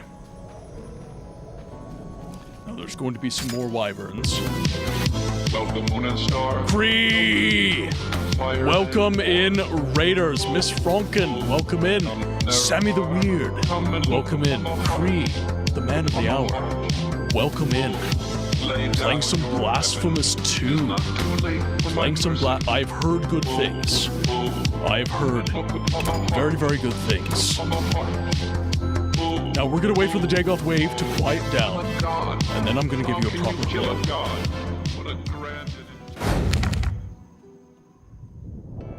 Raiders, welcome to the Game Library, where we give a voice to the voiceless games. My name is Martin, I'm a variety streamer, and for those of you who don't know me, I focus on video games history and the preservation of that history through experience with the content that I create. Today we're playing some of The Witcher 1, the Enhanced Edition, and I am quite enjoying it. We're doing the new adventures, we've beaten the vanilla game, and we're now getting into what can be... It's not really DLC, it's more expansion content, if you will. Lyle Fujin, welcome in. Show your cups and mugs, because we brought goth coffee from Pete's Lair. I am currently steeping some tea. Currently just steeping some tea, and I don't know what Mrs. Books made me. I had some chia the other day, and this smells like rooibos. This is probably my favorite tea. So we order from a specialty tea shop, and they concoct things with all of their tea leaves. So I like a rooibos tea. Normally I avoid like black teas and stuff like that. Earl Grey is a good time, depending on the Earl Grey. But I love a good rooibos. I love a good herbal tea. So this is a Manitoba rooibos because I'm Canadian. And we have lots of good stuff in the environment here. Oh, rooibos is fantastic iced tea. Fantastic iced tea. I'm just dead inside and I need something to warm me up.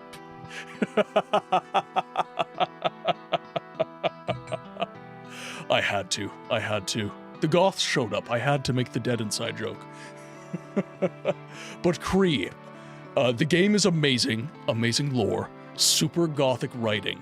They just released a free new DLC, So far, that is chef's kiss. So, Cree, normally when I see you streaming, I normally catch you on a just chatting stream. I almost never see you game. I almost never see you game. What kind of games are you into? What is your preference when it comes to video games? Now, before I forget my manners and we get too into conversation with Cree, guys, please, go ahead and follow Cree. I believe he's making a partner push right now. He's an absolutely amazing guy. And if you just like goth tomfoolery, Cree's your man. Cree is 110% your man. And he does everything. He doesn't just game. I've caught him doing some music streams. I have caught him just shooting the shit with the community and just having a good time. And he's a lover of coffee and all things dark. So he's a man after my own heart. I was goth light. I hung out with the emo kids during school. So I never got to go all the way because my dad was military and he was very, very strict, wouldn't let me dye my hair or paint my nails or do the eyeliner or anything. So I would have to do that in secret at school and then take it all off when I went home.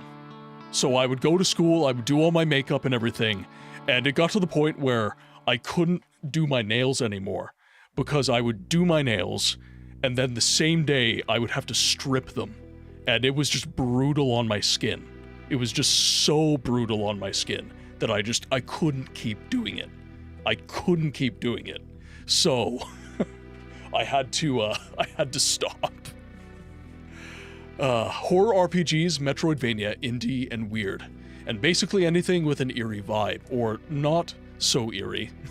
We did play a cozy game where you clean game cartridges. Okay. Stealth goth, yes. I was a stealth goth. I will appropriate that phrase from you.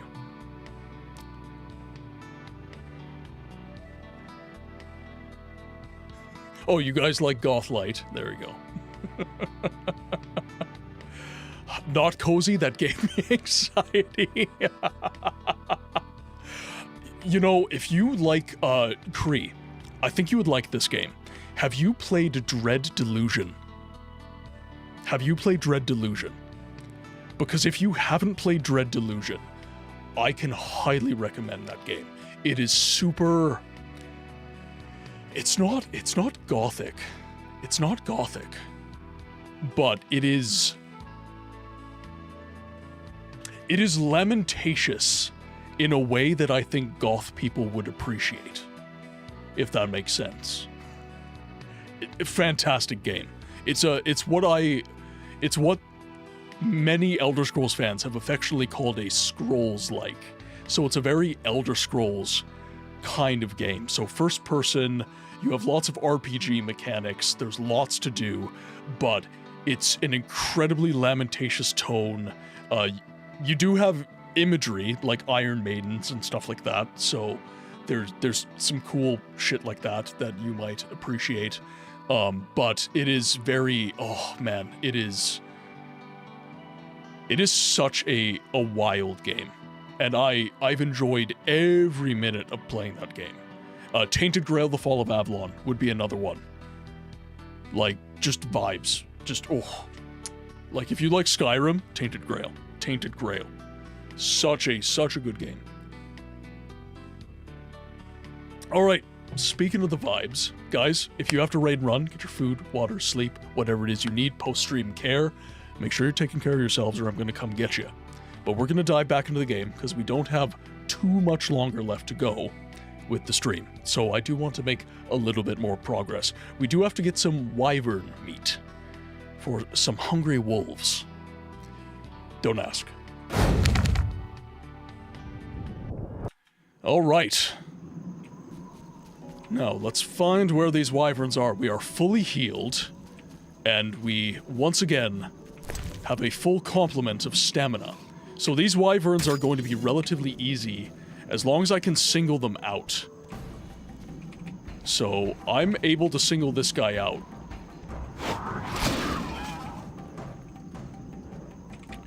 Okay, we're going to have to wait for the stamina to come back. These guys really hurt as well. Oh, that hurts. Oh, crap. Okay, you know what? No more Mr. Nice Guy. We're just gonna do this.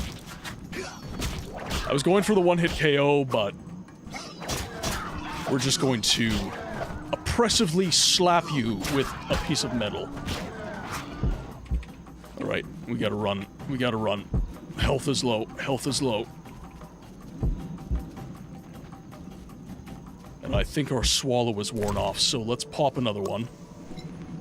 Toxicity is going to be a little bit high because of that. Come on, come on. There it is! Yeah! Get that one-hit KO. Juicy. Absolutely wondrous.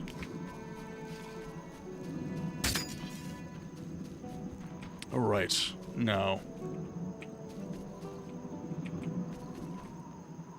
I think our last one is a royal. Oh! Okay, I think I can use strong.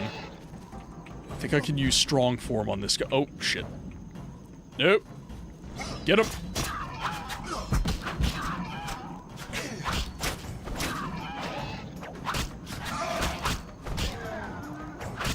Okay, gotta keep up the pressure. Gotta keep up the pressure. So, for those of you who have never played The Witcher 1, the sword combat in this game is basically a rhythm game. So you have to make sure that... So you saw that sword in the middle of my reticle here? When that sword lights up yellow, not amber, yellow, that means it's time to attack. So what I'm doing during combat when I'm playing this game, it looks like I'm very locked in, because I am. It is very, very hard to get your... Especially when you're... The latency between inputs shortens as you get a stronger combo. So it's getting very, very difficult to get your combos to pop off. By the way, Cam, I did see you sneak in there. How are you doing, my friend? I hope that you are well. Crouching eyeliner, hidden drain pipes.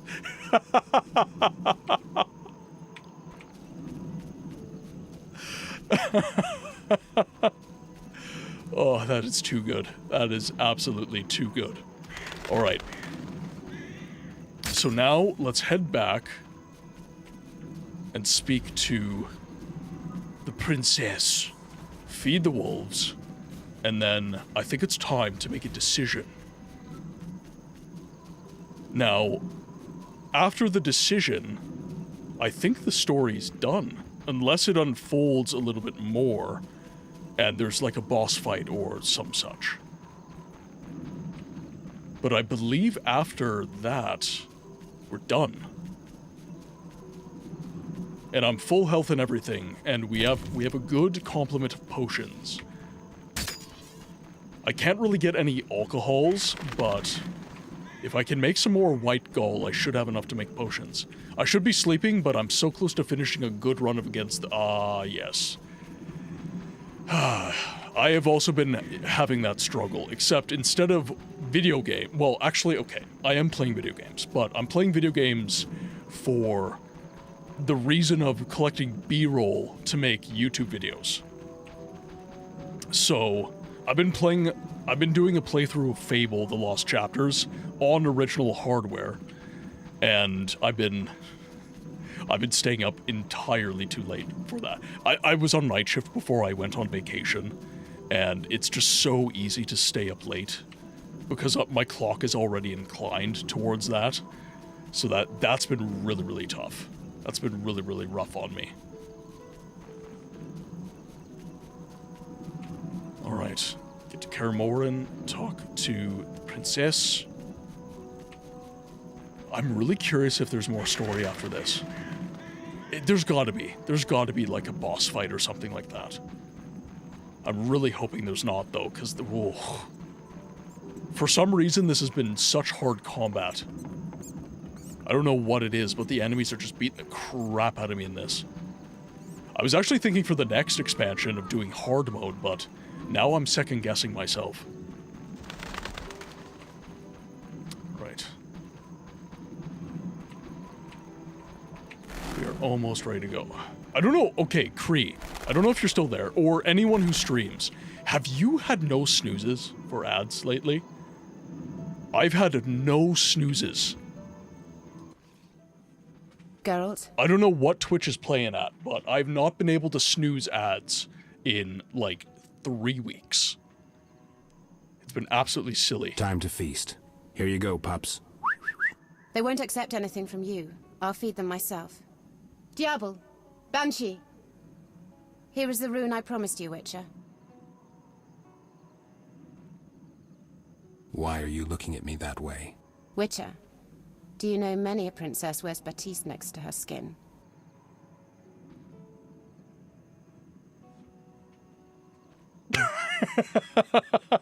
I'm not sure I like that question, because you might be a monster. However, it's not the first monster that Chad has made me sleep with in this game. You should really only do the 2 expansions I specifically stated, because the others are mods that are subsequently added with the release of the Enhanced Edition. Save those for bonus streams. Okay. That would be fair enough. Is that a question that befits a princess? What the hell can you know of princesses? I was one, and thus know quite well that the pleasure resides in being able to do whatever one wishes. Do I need to tell you what I want? Or can you guess?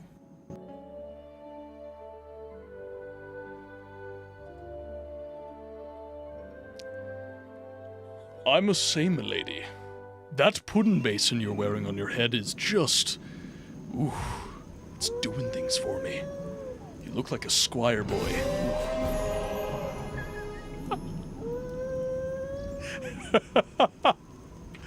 Oh, what are you doing? CD Projekt Red, what are you doing? Alright, now with that, we are right before the final decision. So, we are approaching the 4-hour mark. So, do we have enough story to do enough? Because Cree just raided. So, do we have enough story to just, like, do, like, an extra, like, hour or so? Or what are we looking at here?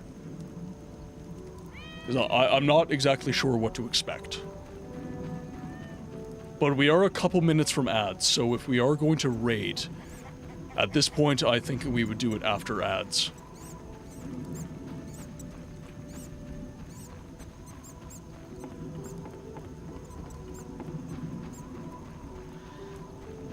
So let's make our way to Vesemir and Eskil and Lambert, and we'll get ready for the decision.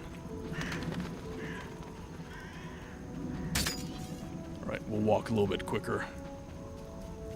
Because if you think I can get an extra out, like, I don't want to not finish the story if we do extra time, though. Like, that's the only thing, so... You know what? Here.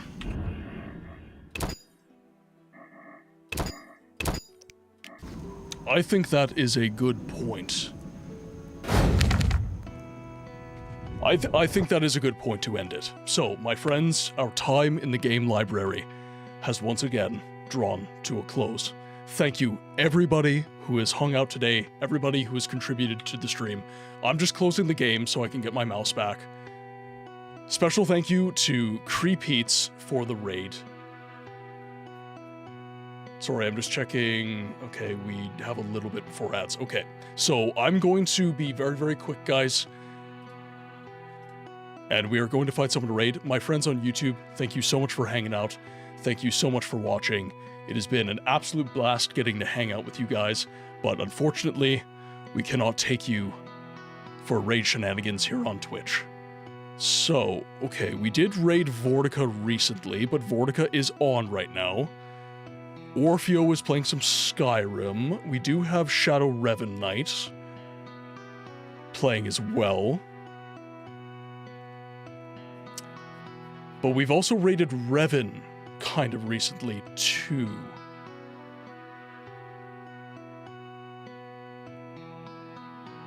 Revan is playing some Bioshock, though. Revan is playing some Bioshock. So, since we just raided Vortica recently, I am going to raid in to Shadow Revanite. My friends, thank you so much for watching. First message is a link to my Beacons page if you have enjoyed the content at all. That takes you to all of my socials links, Instagram, TikTok, all that good stuff. Thank you so much for watching. First message is for those of you who are subscribed and have access to all of our community emotes. Second message is for those of you who have followed and would just like to raid in with, would just like to raid in with all of us. Sorry, I had other thoughts going in my head because I saw ads have started to run. Thank you so much for watching, guys.